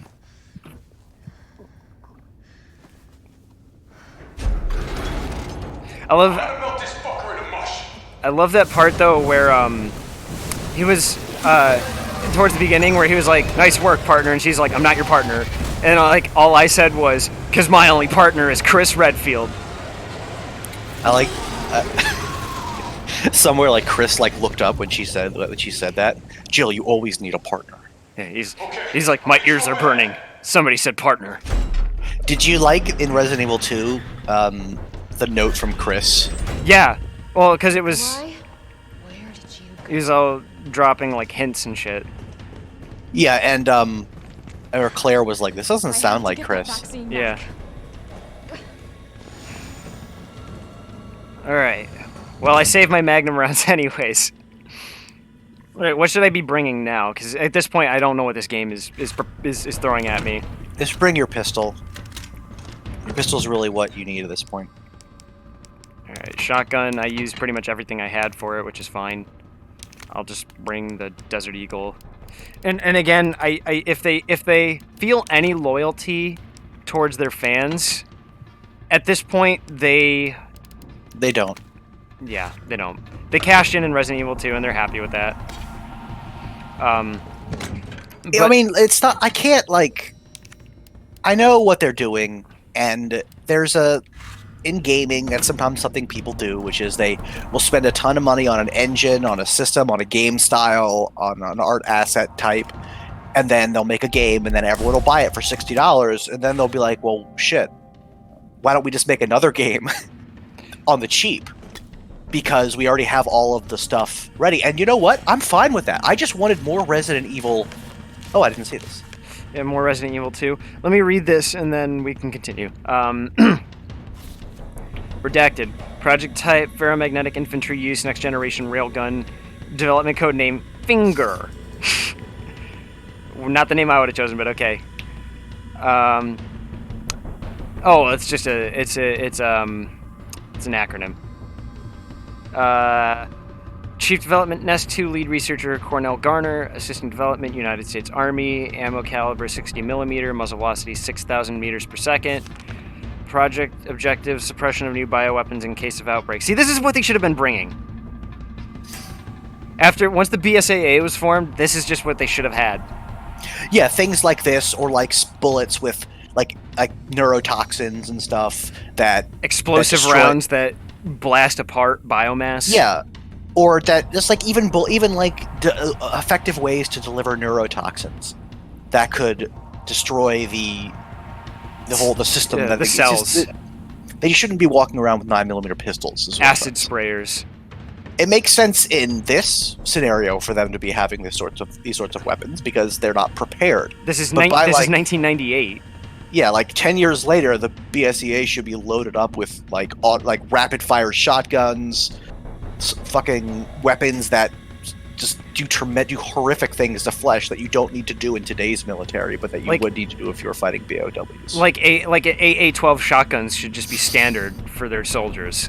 Yeah, just horrific things that just are designed to just do terrible things to I know white phosphorus is something that we don't use because it's horrific, but in this situation, I think white phosphorus would be a completely reasonable tool to use against these things. So have you seen an AA-12 shotgun? I'd assume you have. Is that the shotgun that has like basically an auto shotgun? Yeah. Yeah, drum auto shotgun. That thing is it's an open bolt, which is why it cycles so well. Pretty much everything behind the action is just a gigantic recoil and buffer tube, so that thing pretty much has no recoil as you fire. It's insane. Oh, nice. Like, I've seen shooting videos of it, and dudes will pretty much dump whole mags on target. Well, that's pretty cool. You're going to get to see a very realistic display of recoil coming up. Okay. Extreme firepower provides the secondary benefit of completely obliterating the target, leaving no trace behind. User feedback. This thing is totally rad. Tyrant's out of line. Just give him the finger and problem solved. God damn it! All right. I didn't read this. But that's hilarious. I like some of the lines in this game. Packs the firepower we need. It would be even better if there was a way to control the output. Mobility may prove to be problematic in the field. Perhaps its platform could be refined. It requires multiple power sources. May be difficult to secure in practice. Could you consolidate to a single power source? I like that the army, gave feedback. Alright, I already saved, so no need. Finger. But yeah, but this is what I'm saying is, they don't. Capcom cashed in, but if they do feel any semblance of fan loyalty, they will do some sort of free DLC. Oh, he's got a Makarov. Give me the vaccine, you greedy son of a bitch. No. You bring money. Man, think of how much better this cutscene would be if Jill was wearing short shorts and a sweater wrapped around her waist. So much and then better. she kills him. I like to think she would have killed him with this. No, she would have. At this point, she has zero shits left to give. Especially for a guy like him. Because she got enough of people like that with Wesker. Yeah, fuck that Wesker, dude. Have you ever seen anything so incredible? The data on this would be worth millions. But, you know how it is. City's about to explode, and you can't put a price Even he has his limits. All right. Good luck. Nikolai! I hate this guy. I hate him too. I love the fact that I love. He's worse than Irons, honestly. We're running out of time. Guess what, Jill? If you hold any serious convictions or morals, you're spooked. Cause I'm an egoist. This is the last fucking time. Take that. Get spooked. Also, this is disgusting. This is just horrible. Okay, yeah. So okay. This is something that happens. Give. That thing. And Jill's arms get blown off. That thing would probably. How much do you think that thing weighs? In pounds, at least 50. You think this thing would only maybe weigh? I think this thing weighs like 800 pounds. No. It's like 12 feet long. Yeah, but if it's made of lightweight alloys, like aluminum alloys or something, that significantly. And also think about how much. It's accelerating a 60 millimeter round at 6,000 meters a second. There's no way it's made of aluminum. Yeah, true. I don't know. That thing it looks so ridiculous when she picks it up. Well, okay. There's no way she should be able to hold that. No one should. Well, this is the thing is I can believe that somebody could pick it up. I do. You don't believe they could fire it? No. I believe that somebody could pick it up for the purpose of transport or mounting it on something. Like in a realistic military scenario, I could see somebody saying, "Okay, we need to the tank's down. We need to move this onto the Humvee," and you take it and you put it onto the swivel on the Humvee. And so for that purpose, maybe try to maybe two people could move it, but I think it would be a team. I think it would be a team effort. Well, that's the thing is the intervention sniper rifle is 15 pounds for one half, 15 pounds for the other, and the sniper carries one half and the spotter carries the other. That's how the intervention works, and the intervention's pretty heavy. But so I can. This thing is no less than 50, is what I'm saying. I'm saying 50 minimum. But think about how much of it is hollow, though. But it's using iron coils, so fuck. Because they said it's ferromagnetic. It's got straight iron, so they can't be that light. Because if you were just using things like titanium alloys and aluminum, you could really cut that weight down. but there's just straight iron magnets in there. I think you could cut the weight down to like several hundred. That's an artillery piece that she's holding. But this is the thing, though, is if it is an artillery piece, it wouldn't be built that way. I know. I say that. I know it's in game. It's an infantry weapon, but it's not. That's like something you'd be using if you were wearing power armor. It's just one of those big ass fucking guns. That's a bolter right there. That's for killing really big heresy.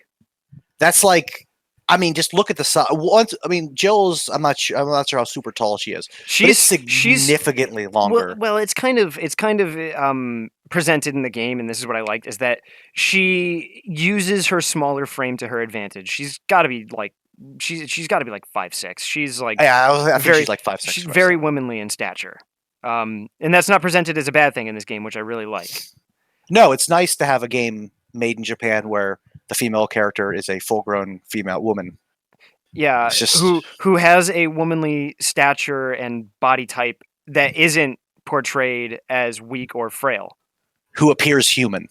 Yeah, like that's the thing, is she appears human and she has a small lithe frame, and she's still presented as strong, and she just uses this lithe frame to her advantage.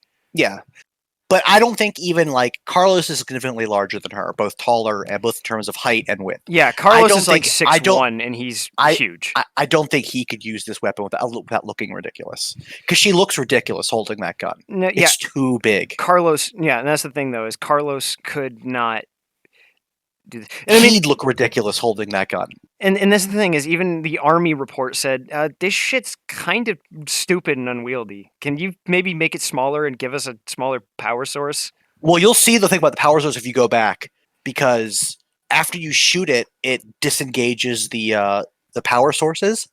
So like 3 of them turn red, and you've got to push them back in order to shoot it again. What the fuck is going? Oh my god. Okay, so I gotta like stun him now. Yeah, you gotta blow up his little pods, and that stuns him. Or you'll just get smashed in there. Yeah, you gotta shoot his stupid little pods. Okay. I don't know how I'm supposed to dodge these map covering. There's that too. No, don't turn on assisted mode. I'm not a pussy. I really wish I could turn off that thing telling me to do that. Because I don't want to play it on assisted mode. Dying is part of the game's experience. Yeah, game's like, hey little baby bitch boy, you want to turn on baby bitch mode? And I'm like, no. I'm a man. Dying is part of the experience. Like a lot of times when I face a really hard boss, I'll write off the first time just figuring out what his deal is. Like, it's part of the experience. Yeah, me too. I mean, that's just how it is. It's like, oh shit, that was rough. So let's get another look again at this. Yeah, let's have a look. This preposterous. Look at that. Look at how long that is. Look at this. It's like 8 or 9 feet long. So this is what I will say though, and this is the thing, is the mass balance doesn't add up.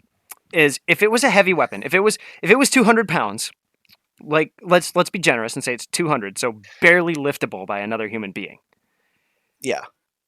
Liftable, doable, because you can carry a 200-pound human being on your back. You can fireman carry. Yeah. So let's say this weapon is 200 pounds. It's liftable. 60 millimeters at 6,000 meters per second would still blow your fucking arms off. No, you'd be fucking goo. Like this is the thing. You'd be made into goo. This thing would have to be at least 1,000 pounds to get to the point where conservation of mass and reactions would allow another living organism to survive holding that thing. Because that's why I thought it was so. That's why one of the reasons why I thought it was at least not like 800 or 900 pounds. It would almost have to be. And this is why I mentioned the intervention sniper. There's a reason it's heavy. First of all, because the mechanism is designed with a lot of moving parts on the intervention, but also because the intervention has a really heavy barrel and stock, so the user feels no recoil because it's a sniper made for rapid firing against multiple targets. Yeah. In 7.62x51, the intervention's heavy because mass offsets recoil. This is a fact of ballistics. If that thing is light enough for Jill to carry with the ammunition that it's firing, it would destroy her arms at the very least. I'm pretty sure we've made a pretty compelling point that it's not it's not light enough for her to carry. Just look at that. I mean, it's just we are approaching Chris Redfield shooting orbital lasers territory. See, I feel like Chris should have been in this game because he would have been the only one to look not stupid. Him and Josh. Josh wouldn't look stupid in any game because he's fucking Josh. So you gotta shoot these Orbeez. I used my pistol on it for some reason. Ooh, ouch, Jesus.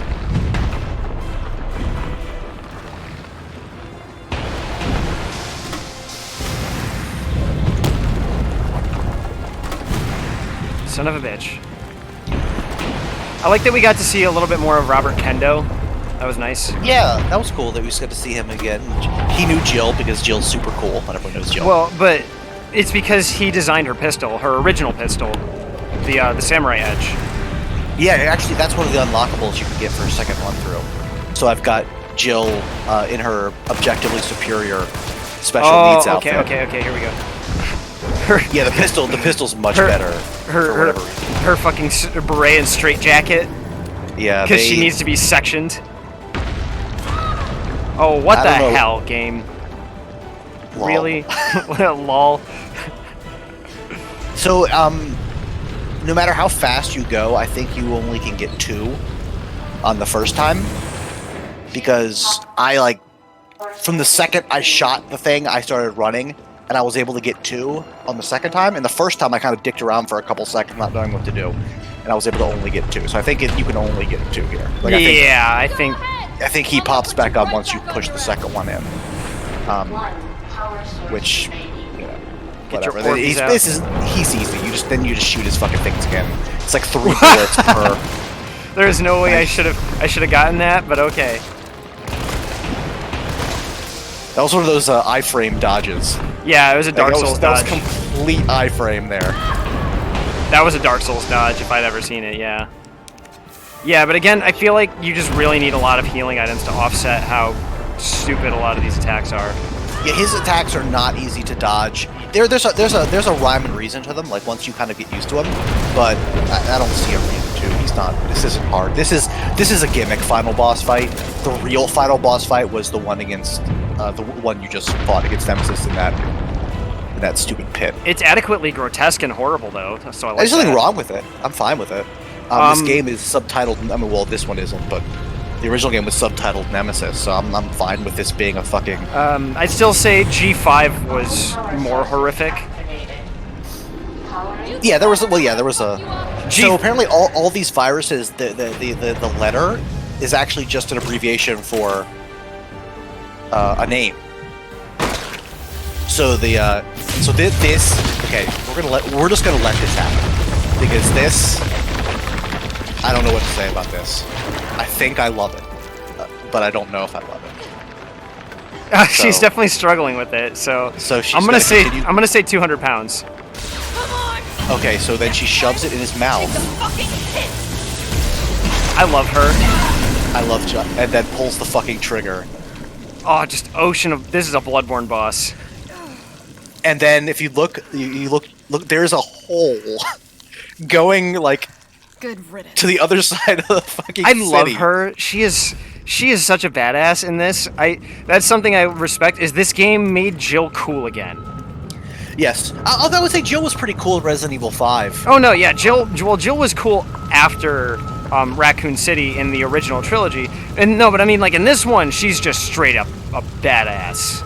Yeah, she's straight up a significant super bad. She's more in tune with the portrayal of women later on in the series. Like initially the games, even though they were very fond of female protagonists, they weren't very fond of treating them like, competent. And there are some reflections of that in 2 and 3 remake, because there are certain elements to the game that they can't dispose of that sort of remind you of how women were supposed to be sort of vulnerable in these games. Like in Resident Evil 1, I mean, Jill's just fucking completely worthless. But then again, everybody is besides Wesker, because Wesker's the only competent person. But even then, he lets himself get slapped by his own tyrant. So Everyone's dumb. Only Jill needs to be constantly saved by Ben. And yeah, but that's because Barry's just a lovable man, just a nice guy. yeah, Dad's strong.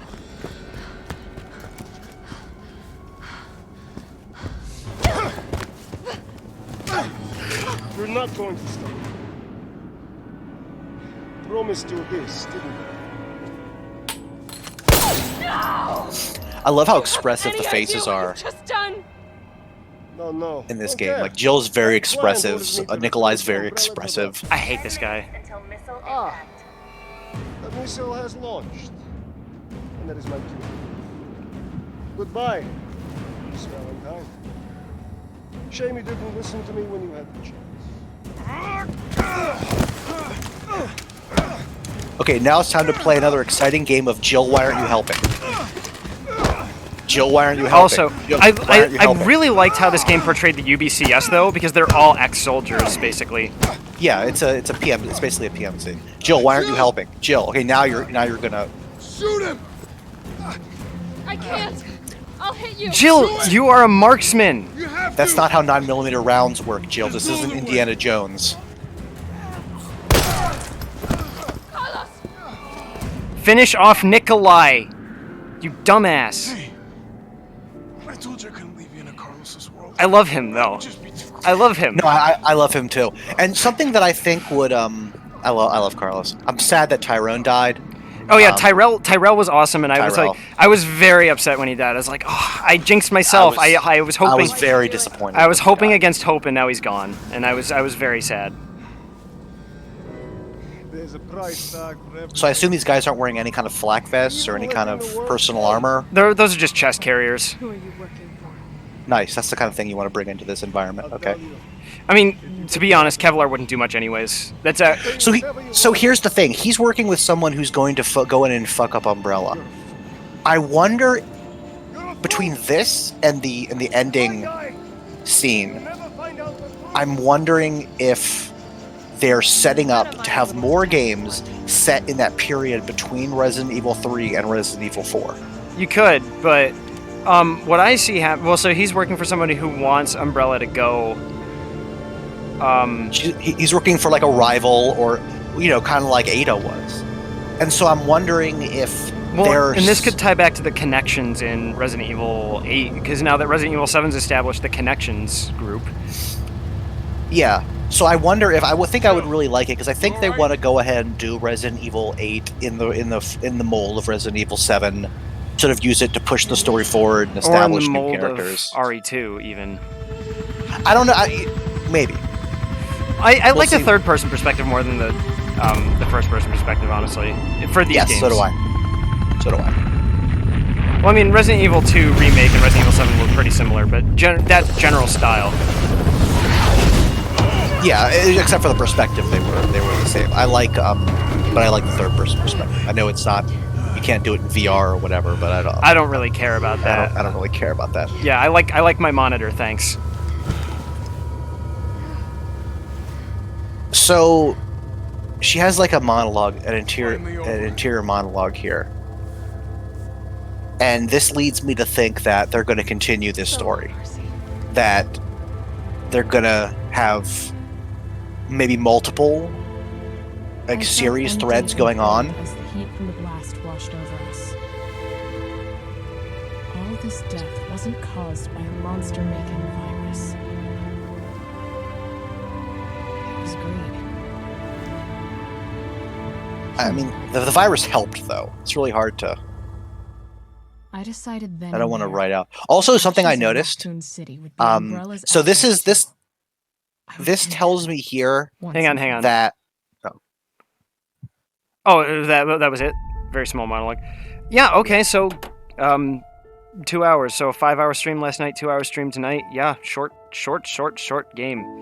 Something that I was hearing in that is I wonder if they're going to flush out the period of time between Resident Evil 3 and Resident Evil 4. Where Because Resident Evil 4 starts, Umbrella's already been destroyed. It's like 6 years later. well, 6 years after Raccoon City, Umbrella lost all of its lawsuits in like 2003. So it took about 5 years worth of lawsuits and investigation. So you're thinking during that 5-year period between when they lost their suits and when RC happens, between that time. I mean, if you look at like, there's a 5-year gap there. If you look at what happened in this game that was different than what happened in the originals, there's no evidence that Umbrella was behind any of this shit. Jill doesn't have any evidence. Leon and Claire don't have any evidence. Ada doesn't have any evidence. Well, Ada could have had evidence.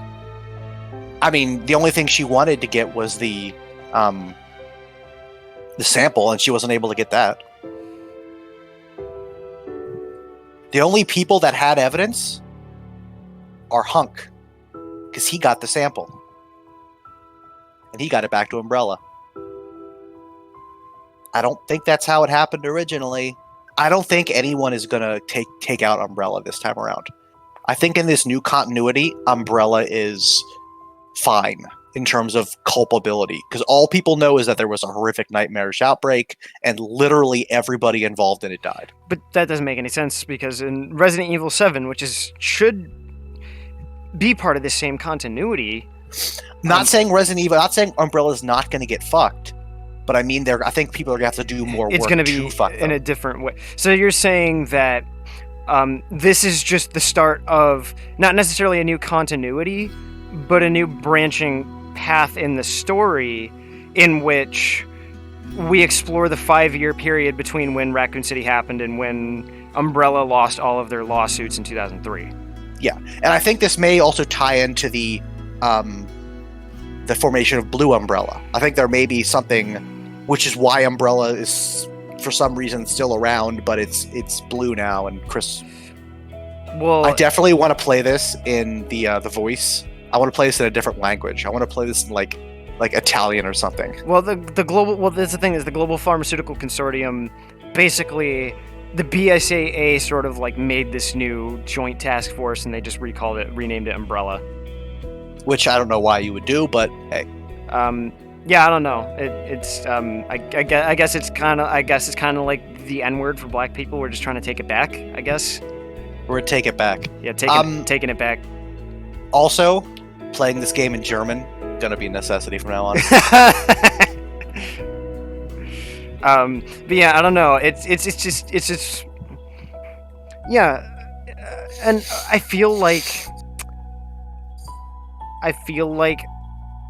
with a little bit more time in the writing department, they would have found a way to get Jill have evidence that would have kicked off the whole thing. But again, this game feels just a little undercooked. I know we've been trying to beat around it and not quite say that, but it is. It's an undercooked game.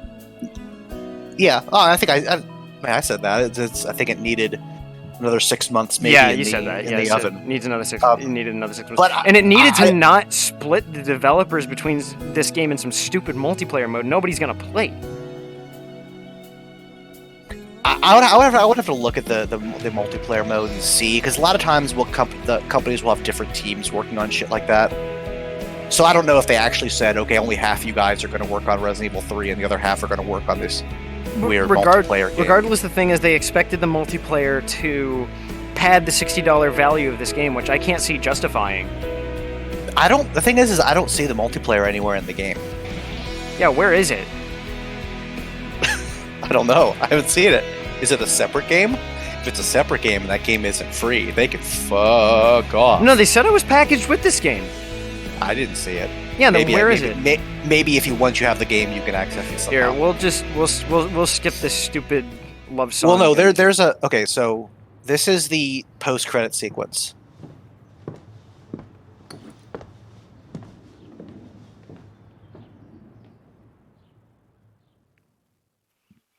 That was the post-credit sequence. What the fuck?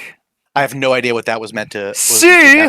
Oh, because I died like 11 times. It's like, what the fuck? 31.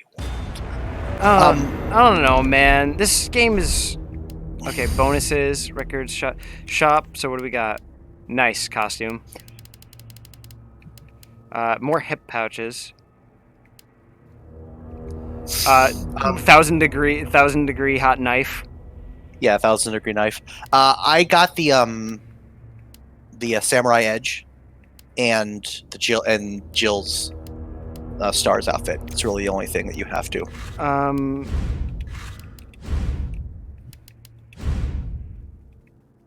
Okay, so yeah, okay. So now I'm gonna look for wherever this thing is. But yeah, it was a good game. I don't think it's a bad game.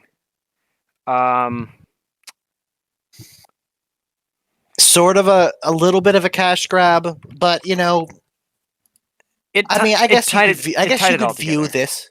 I guess you could view this game and Resident Evil 2 as a single unit, and say, but I paid isn't that $120 for this. for that.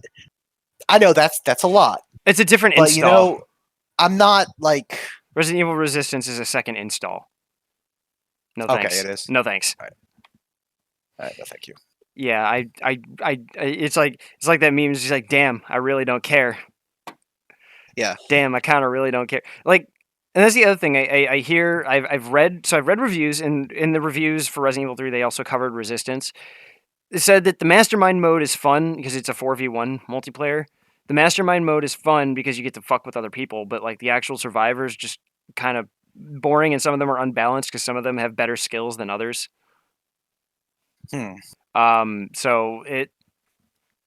don't know. It's just not looking good. It's not looking promising. It looks a bit like a cash grab. It looks like Capcom. It looks like Capcom is slipping back into old habits. It looks like we're going back to Street Fighter V, which is not a good phase we want to go back to. I don't think they ever got out of those habits. I think Resident Evil 2 they tried to stay dry. They tried to stay dry. Resident Evil 2 was really good, and you also had Monster Hunter World as well. That was also yeah, like absolutely scumfuck free. I mean, the only thing they really did was an expansion pack and some micro DLCs, and the expansion pack doubled the size of the game for $40. So didn't Resident Evil 2 weren't the expansions, were they free? Pretty much, yeah. Well, you got like all the survivor stories. You got the hunt thing. all of the extra campaigns. Yeah, they were free DLC. You got Tofu. Yeah, they were all free DLC.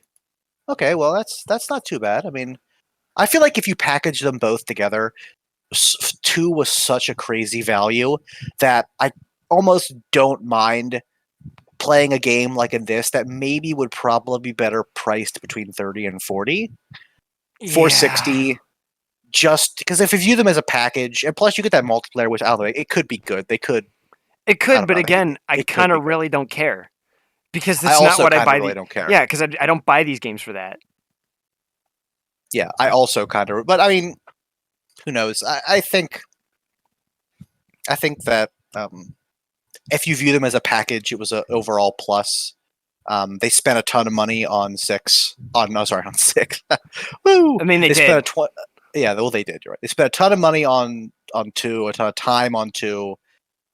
And they released it for $60. They didn't bullshit you. They didn't release 16 different versions of it with platinum packs. They didn't charge $15, $20 for the DLC, which and this is the thing: right. is it felt like Capcom was trying really hard to break old habits, trying really hard to get out of the Street Fighter V days. You know, you had Monster Hunter World, Resident Evil 2, DMC 5. You had a slew of games that had amazing value. Like they were just good games that you could pay $50, $60 for and have a blast with. And it feels like they're now just slipping back in old habits. It's disappointing. With this, like, I don't know. I'm not super upset. I feel like this game does have replay value because I like the first thing I did was kind of want to play it again and see if I could do it better. Well, there are a lot of cool unlockable weapons. Like playing the game with 1,000-degree knife is going to be pretty fun. These games, no, and that's the thing is Resident Evil 2 and Resident Evil 3 innately, in Resident Evil 4 and 5. Not 6, because 6 fucking sucks ass. And even 7, to a degree, have replay value because there's different pickups and unlockables, and you can, you can perfect your speedrun times. They just innately have replay value because that's what they incentivize you to do. But the thing is that you can't escape the fact that Resident Evil 3 is a 6-hour campaign packaged in a $60 game. That's really hard to justify, especially when you look at another single-player campaign like Resident Evil 2 or any of the other Resident Evils, like something like Halo or Half-Life or any game that has a very narrative-driven single-player focus that charges significantly less for a 15-hour campaign. I know, and the only way I can defend the game is as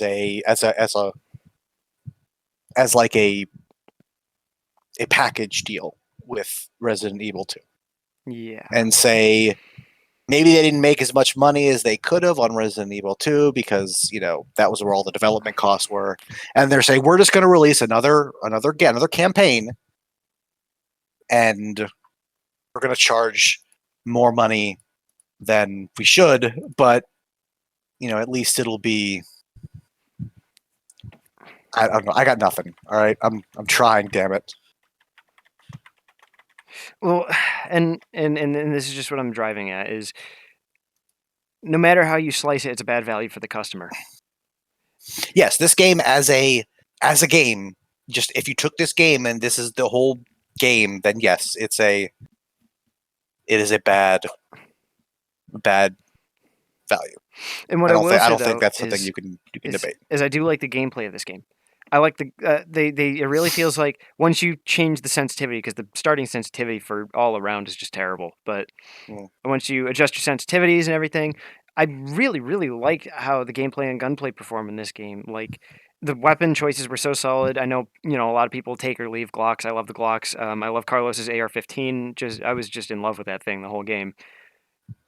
Like it was solid, and I really enjoyed running into more conflicts with fucked up monsters and stuff because I'm like, oh boy, another excuse to absolutely waste this thing with a fun gun.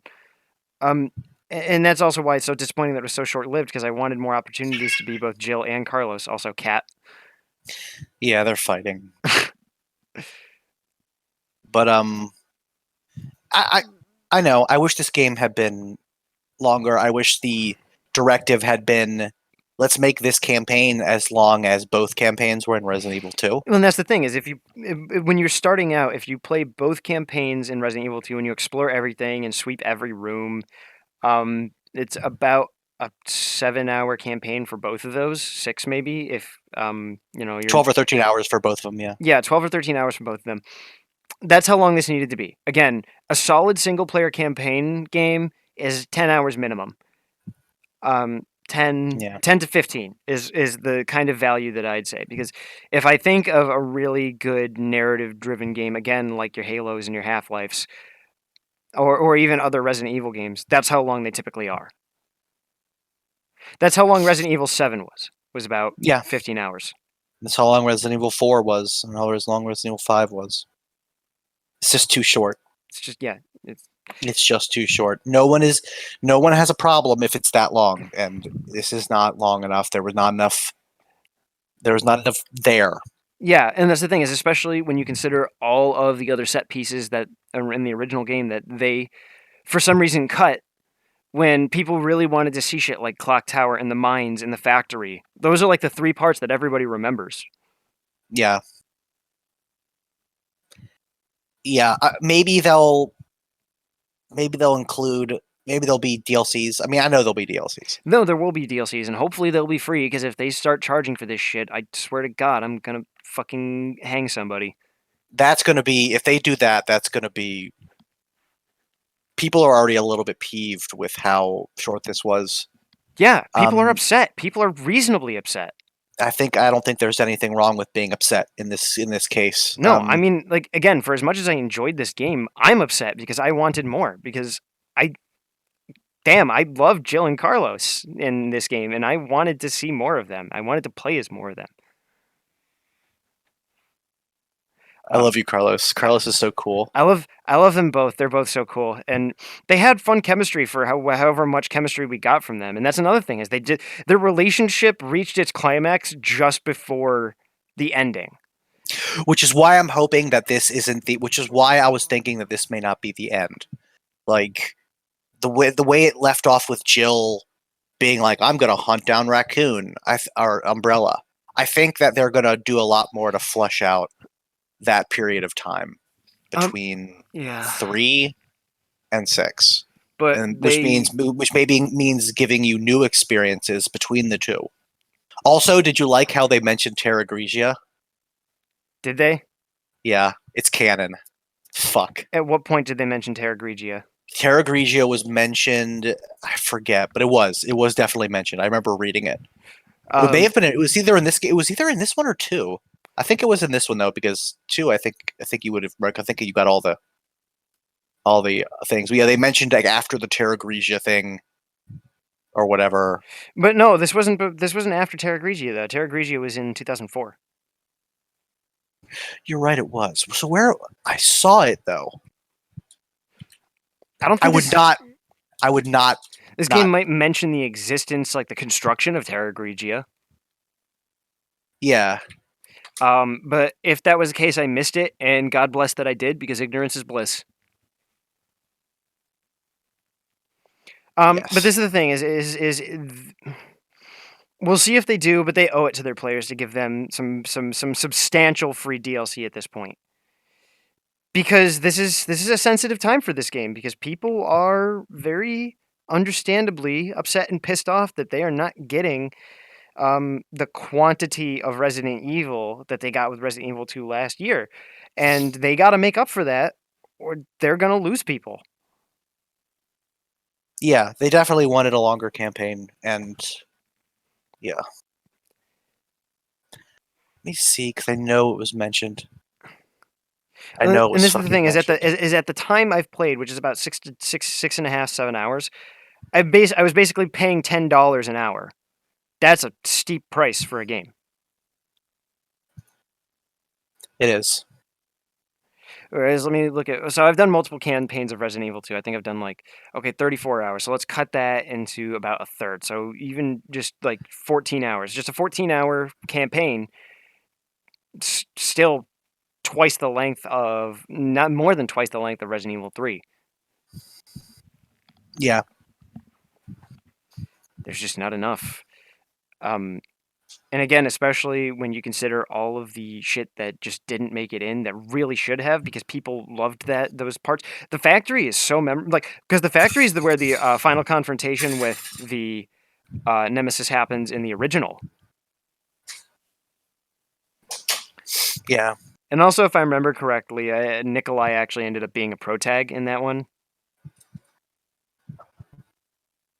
I'm looking up the. Hold on. I'm looking up the Terra Grigia things. I know what happened. I would not imagine that.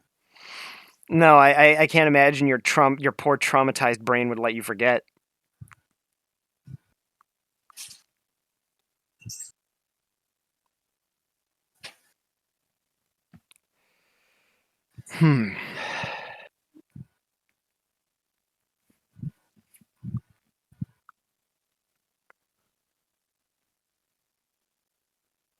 And the other thing I heard about hardcore mode, though, about Resident Evil 3 is that Nemesis is a lot more persistent on the streets of Raccoon. But this is the thing, though, is the Nemesis mechanic wasn't given room to breathe. I was more intimidated by Mr. X than Nemesis, because so much of Nemesis is scripted, and there's so many scripted set pieces, and the game is so railroaded and not like Metroidvania-y enough, that he's not given time to breathe and actually pursue you in an organic way like Mr. X did. Yeah, there was no active stalker mechanic. It was just a scripted series of boss fights, which, and again, I hear that you get a lot more of him in hardcore mode, and even in nightmare mode, where he's just going to show up at random places and random intervals, and that's cool. But regardless, the fact is that the game is so much more linear than Resident Evil 2, which was just a sprawling Metroidvania spooge of a map. And that's what made it good, because Mr. X was just anywhere. Yeah. Yeah. So my Oh, well. ultimate verdict is this game is good. It's not a bad game, but it is ultimately a disappointment. Yeah, it's a B. Yeah. It's not an A plus like 2 was. Resident Evil It's a B. 2. Resident Evil 2 is just a masterpiece. Like we can say it at this point. Resident Evil 2 reaches those dizzying heights that we thought would never be reached again after Resident Evil 4. And I mean, also keep in mind that this is not too dissimilar from How the it was reception in 1998 and of 1999. yeah. Yeah, we've had this discussion. Yeah. By the time that Resident Evil 3 came along, I remember people having sort of similar like attitude towards it, not in terms of the length, but just in terms of The this formula. again. Yeah. But Yeah, this is the thing it is was stale at that point. I'm not tired of this formula yet. I like this formula because this is the Resident Evil formula that I have come to rely on. And that's the thing is if you give enough unique set pieces and um, characters and dialogue and time to breathe and relationships, if you just make a good story and a good narrative and good maps and good weapons, if you just make a good game around this mechanic and this system, the potential is limitless. And you know what? Like, I know we joked about like talking to Capcom about like, please, thank you for not giving us a protracted carrying Jill segment. But I think I would have taken a protracted carrying Jill segment over. That would have been an interesting set piece because you'd imagine Carlos has to only use one arm, so he can't use the AR-15, which you've become very accustomed to using at this point. Or he has to maybe get her between places where he can lay her down. Yeah, and then clear the way and then pick her back up. I mean, they could do it. You could use the same maps. Or just add more of the downtown map to have a connector between the hospital or between wherever she was found in the hospital. That could have been another hour or two. The other thing is, in the original Resident Evil 3, Jill revisits the police station. That doesn't happen. Well, Carlos does, but that he's not revisiting. I'm saying because it would have been interesting to see some interaction between Jill and Marvin before Leon and Claire show up. yeah. Although he does get bit by He gets bit by Brad. Brad, yeah. And it was so funny to me, like in hindsight, because I was watching and I was like, oh, Brad, poor fucker, when I was playing. But then in hindsight, I'm like, we barely knew this guy. We got him a bit in Resident Evil 1 over some walkie-talkie radio shit, and then we get a letter from him in a pizza box in this game. And then he's like, oh no, I've been bit. And we got no time to actually know him. It's like, so long, Brad. Barely knew you. Yeah, Brad sort of did a Brad. What would have been better, and again, if this game was longer, what I would have changed, here we go again with Resident Evil, what I would have changed. Haven't started writing that, by the way. School's been busy. Sorry about that. Even when I'm here stuck at home because of fucking pandemic, school never ceases, but I will do my best. But regardless, here what I would have changed with this, protracted that beginning segment with Jill and Brad. So we give Brad some time, like maybe give him an hour with Brad to really flesh his character out, get us to care about him, and then he dies. You can't just kill him instantly when he's already a non-character since Resident Evil 1. Yeah, because we don't care. I was like, damn, dude, I kind of don't care. I care that Marvin got bit by Brad because I like Marvin. Marvin was pretty cool. But that's the thing is Marvin is a character, and we see he's a character in Resident Evil 2. Brad is there for a very brief. Yeah. We're just not given time to get to know Brad enough to care that he dies. Yeah. That's true. I do find it interesting the implication that zombies can mimic or still at least cognitively repeat in language. Yeah, I think there's definitely like a period while you're being taken over by the virus, by T-virus, which, oh, by the way, I mentioned that there was the virus's names. Yeah, the viruses are names. Like T is tyrant, so it's the tyrant virus. The G virus is the Golgotha virus. Oh yeah, I remember that. And the C virus is the chrysalid virus. What was the T virus again? Tyrant. I'd like to imagine it's the Tyrell virus. The Tyrell virus. Tyrell was a cool guy. That's what he calls it when the ladies feel something for him. He's like, it's the Tyrell virus. He was cool though. I really liked him. I had a feeling he was going to bite the dust, but I was very disappointed that he did because I was really hoping for him. He was cool. Yeah, but he has the Resident Evil games have like a serious habit of only like Only one or two leaving the people. important, and this is what we mentioned with Resident Evil 6 is just there was is it was hard to get invested in anybody because it was always the main characters at the end.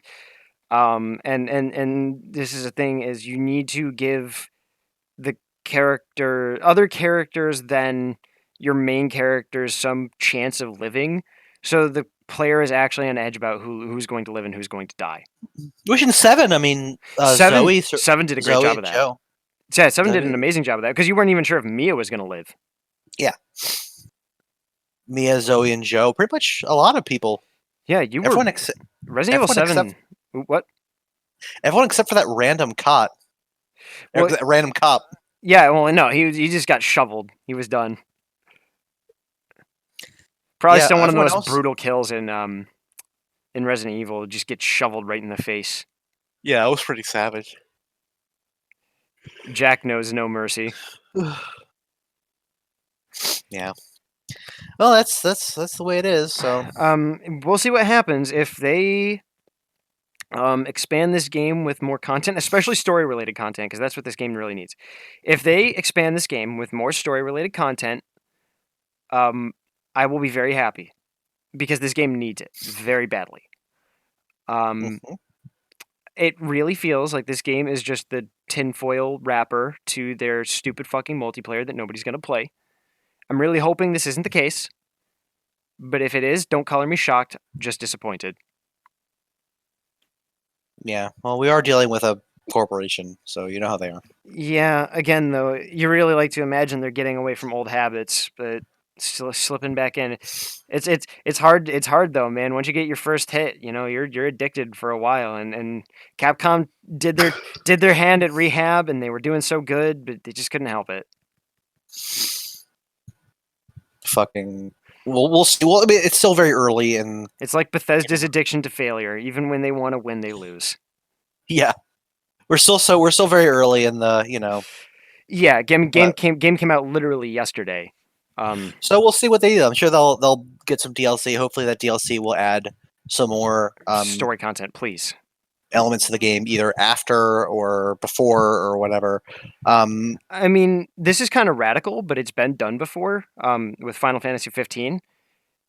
If they added more story content, like in the game. Yeah, like redesign the campaign after the fact. People wouldn't be happy, but people would be happier doing that than being stuck with this 5-hour campaign. Yeah, I think that would be a like it would be frustrating because people are like, oh shit, now I got to play it again and get the stuff I missed. But that's a better. Oh no, not having to play a great game again. But this is the thing, though. Well, yeah, but it would still be frustrating just because of that experience of the fact that why wasn't this here to begin with? But people would much rather experience that than experiencing, fuck, man, I really wish this game was more than 5 hours. Yeah, I don't think people would. I don't think that's going to be like a negative. Like no, and that's what I'm really hoping they do. Again, it's bizarre, but it's not unprecedented because Final Fantasy 15 did it. Yeah, it'd be cool if they do. I've always been a proponent of that. I think that's a really good way to give your DLC a lot more like longevity, like because it really will have the player re-engage the game with something new in it. Like it's what this game really needs. This game needs either a longer campaign or very, very, very robust side campaigns for DLC. Yeah. It needs story. People play these games for narrative, not for multiplayer, not for whatever reason. They play it for narrative. People love the set pieces. That's the point of the game. When you play Resident Evil 4, you're like, oh man, here's the part where we do the castle, and then here's the part where I run from the giant midget statue. And it's like, people remember that. Here's the part where I fight a bunch of those crazy bug men. Fuck that statue part, by the way. Oh, just button mashing. But then again, QTEs were hot in 2004. Resident Evil 4, I think, was the first game to really do them. That I remember. Fuck you, It was my Resident first Evil 4. it was my first experience with QTEs. I love you, Resident Evil 4, but fuck you. That's why we have Resident Evil 5 and 6. I mean, again, I love 5, but 6 5 has so many QTEs in it. Six, QTEs in it. 6 made my fucking fingers hurt from how many QTEs that one had. Resident QT Evil. Yeah, well. But regardless, but this is the point I'm driving at is and in Resident Evil 2, you have set pieces people remember. I remember that whole game front to back because it was so good. With this, it's just not substantial enough. Well, the downtown segment was a cool set piece. I thought the hospital was really cool. The hospital with and Carlos? the underground area was a really cool. I just think it needed like one or two more. Oh yeah, well that's the thing is that at the end of the That's day, all. It just. I feel like it needed more of those. that's like what maybe I'm saying is this game just needs more set pieces. like just those two. There's nothing wrong with them. Like I thought the downtown one was really well designed. There was a lot of cool like backtracking in terms of like getting things and going places. That had a definite Metroidvania feel to it. Oh, and I love that. The entire second half of it, you're running from Nemesis, which I think was a cool touch. And then in the hospital was the hunters was really cool. Exploring it with Carlos was cool. They just needed. It would be like if Resident Evil 4 just had like the village and then a third of the military base. You'd be like, what the fuck is this? Like, yeah, you'd be like, I did not play for long enough. What the hell? And it's not like a game like Resident Evil 6 that's just so fucking long. Yeah, but it's bad though. That's the thing. Like a long bad game is a good long game isn't a problem. At no point do the mechanics in this game even come close to wearing out their welcome. Well, and that's the thing is I feel like when you get to the point where you're just about ending the game, that's the point where most players would have settled into the rhythm. Because that's how it was in Resident Evil 2. Once you finish Leon's campaign, you're like, or Leon A, or whoever you start with A, your A campaign. Once you finish the A campaign, you're like, okay, I understand this game now. I'm all settled in. Time to do the B campaign. And then you do the B campaign feeling like a badass because of all the things you learned in the A campaign. In a 15-hour campaign, you spend the first 7 hours getting into it, and you spend the final 7 to 8 hours kicking ass. Which is why I think that Resident Evil is a truer mediation into the nature of fear than a lot of other games, like Amnesia and those sort of no fighty games. What makes Resident Evil type games superior to them is that it's about encountering fear, being terrified, but then overcoming it. And you overcome your fear in every Resident Evil game because you get powerful to a point where you can fight back and you can take on those fears and you rise over it. Yeah, you no longer feel like you're merely surviving but thriving eventually. Yeah. That's a feeling you get in these games that isn't duplicated in a lot of other modern horrors, which I think is one reason why Resident Evil 2 was so well received, because that formula in human psychology is still valid. By the time you get through Resident Evil 2, like it's a perfect flow from vulnerable and afraid and to powerful and able to overcome your fear and defeat your fear, like fighting Nemesis, blowing him away. I love how she sticks the thing in his mouth. There's fuck off. Get fucked. Jesus. Get owned, nerd. Like, and this is the thing is fucking dunked on that nerd. And this is the thing is the character moments were easily my favorite part about Resident Evil 3. Every bit of character, Jill and Carlos are just oozing personality, and I love it. It's so good. They really are. And this is again why I say I wish it was longer, because these characters, these two, needed time to breathe. They are so beautiful together. It's just wonderful. They have their chemistry is amazing. Like I remember I messaged you about about how their relationship evolves. Imagine that characters evolving over the course of a game. Yeah. Well, that was the thing is, she's like, I'm sorry, we got off to a bad start. I misinterpreted your company's motivations for yours, and that was very wrong of me. And he's like, hey, no sweat, we're all on the same side.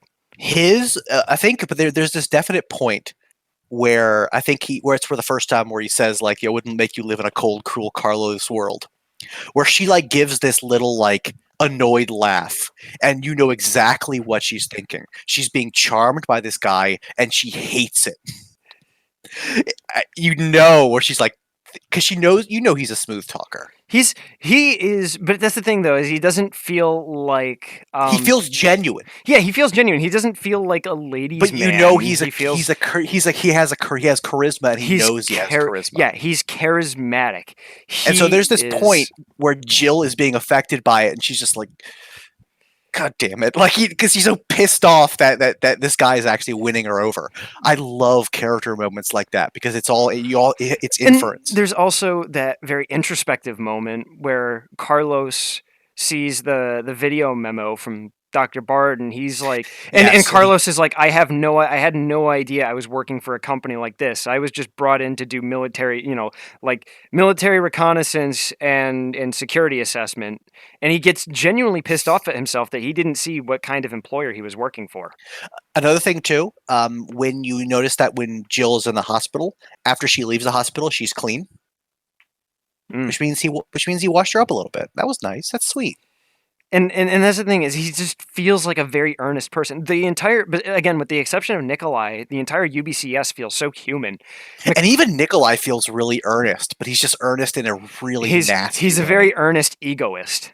Yeah, he's very consistent from beginning to end. But he's very much a person who's read Ayn Rand since he was 13. I do like how he by the end of it's like, I should probably just leave. He's like, I've done enough here. He's like, yeah, that would be worth a lot of money, but I'm going because fuck this. I like how even he gets to a point where he's like, you know what, I'm just fucking leaving. Well, again, because that's egoism. You can't spend your money when you're dead. Yeah, I just like how they acknowledge because in a lesser well done game story, you would have had somebody acting in a way that is completely counterintuitive to their survival. Like, no, I've got to get money. No character. But you didn't have that with him. You actually had him. Well, if you establish your character as some insane capitalist miser who would rather die over every cent than lose a single one, that'd be more consistent. But the thing is, Nikolai is so consistently an Ayn Rand egoist that it works when he says, all right, I've done enough. I don't need this much money. Goodbye. That is so consistent with, and that's the thing is that's what truly makes him a monster is because he feels like a human. I joke about the Ayn Rand stuff, but I'm not really joking. That is the kind of behavior that's consistent with somebody who actually believes in Ayn Rand's philosophies. No, I know. Trust me. I know those sorts of folks. And he definitely is a Randroid. And that's the thing is that's like the most monstrous of all is when you can portray someone who is villainous and like legitimately evil because they have no sense of morality in a way that is real because that is a real kind of person. Nikolai is a real kind of person. He's not just a generic bad guy. Yeah, I really liked him as a bad guy. I definitely wanted to kill him. I liked how they just left him there to die in the nuke. Because it was like being shot was too good. Yeah, being shot was too good a fate for him. He wasn't worth the bullet.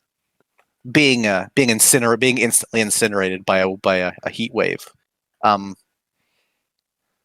yeah, like I just left him there. It's like, fuck you, you're not worth it. Not even worth the bullet.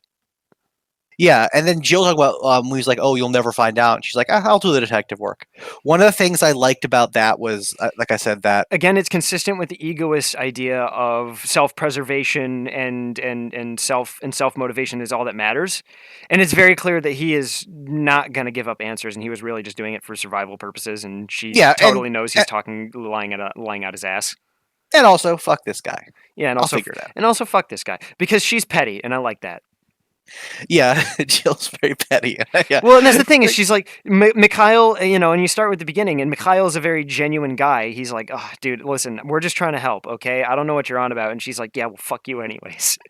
And I'm like, Jill, the man's speaking reason. Just be nice. Like, I was genuinely feeling for Mikhail. I'm like, this dude's just trying to help you. Chill. Mikhail, it was kind of cool how Mikhail went out though. Mikhail was a Chad. Good lord. I saw that part and just after that cutscene played out, all I said was Chad. Yeah, basically, he was complete fucking Get badass. off my train, shitboard. Yeah, He was so cool. Like beginning to end, Mikhail was just a solid guy. Yeah, he identifies Jill by, just by looking at her. It's like, oh shit, it's Jill Valentine. You're an important person. Yeah, he's an important person. Not only because she's an important person to the city because everybody knows stars, but also because he does his homework. Because Yeah. you think, a security forces, especially for the company that owns the city, the security force commander would know most other operators and special forces units in the city. I would imagine that. Yeah, I would imagine that they were briefed. They were briefed about the members of Stars. Yeah, because either as people they could work with, although. What was the point? What was the umbrella? Why were they there? They were there to recover that doctor, correct? Well, they were there for multiple reasons. Their original orders were to evacuate civilians and do damage control. And then when the damage got too big, their orders were to evacuate any remaining civilians they found and any important personnel, which included Dr. Bard. Then that was the thing, is Nikolai said new orders came down. Tyrell and Carlos, you've got this. So that's the thing, is his orders kept coming down as they were going. And Nikolai then executed Bard. Yeah, Nikolai executed Bard because his secondary orders were to liquidate Umbrella. What were his primary orders? Well, I should say his primary orders were to liquidate Umbrella, but that's the thing, is he was a double agent. His orders from within Umbrella were consistent with what Mikhail and Carlos's orders were. But his true objective was to infiltrate and either steal or dispose of Umbrella's assets. Which he just disposed of the vaccine for no reason. Why didn't he take it with him? I guess that wasn't his objective, though. I mean, what was he there for? I mean, we have to kind of backpedal a little bit. What was he there for? In what scenario is it a better idea to destroy that than it is just to put it in your pocket and leave with it? Bad guy moment, okay? Bad guy moment. Bad guy. That's the thing. Bad guy moment. Bad guy. Oh, now I remember. So he was there mostly to collect combat data and again steal company secrets and assets. He didn't know about the vaccine, or if he did, he didn't know that it could be mass produced. Oh no, what it was, he knew it was there and he knew it could be mass produced. He didn't know that Jill made a deal with the government to present them with a vaccine. So he knows that the vaccine is creatable and could be mass produced. He might have even stolen the blueprints for it. But when she was like, "You don't know what you've just done," she's implying that he's just doomed the whole city because of the fact that she could have stopped the missile launch with that. And he's like, "I don't give a shit," because he could make more of it. He doesn't really care. Well, the missile was already in the air when by the time that was going on. I don't think she was going to be able to save the city no matter what. But I think the main reason I know that he threw the vaccine at her because it was kind of like a joke promise he made towards her. So he had a bit of just bad guyishness in him. But at that point, it's very clear that he is not merely an egoist, but a sociopath as well. So he really doesn't care. Yeah. And whatever value that vaccine had to him was not worth the money he was already making from selling the combat data from the Nemesis and the files and documents he stole. Probably chump change at that point. Yeah. So I can still justify his motivation and his reasoning for destroying the vaccine. As silly as it is, I can still get behind it because he's a sociopath and he doesn't. It doesn't matter because he's already made a fat paycheck from everything else he's stolen.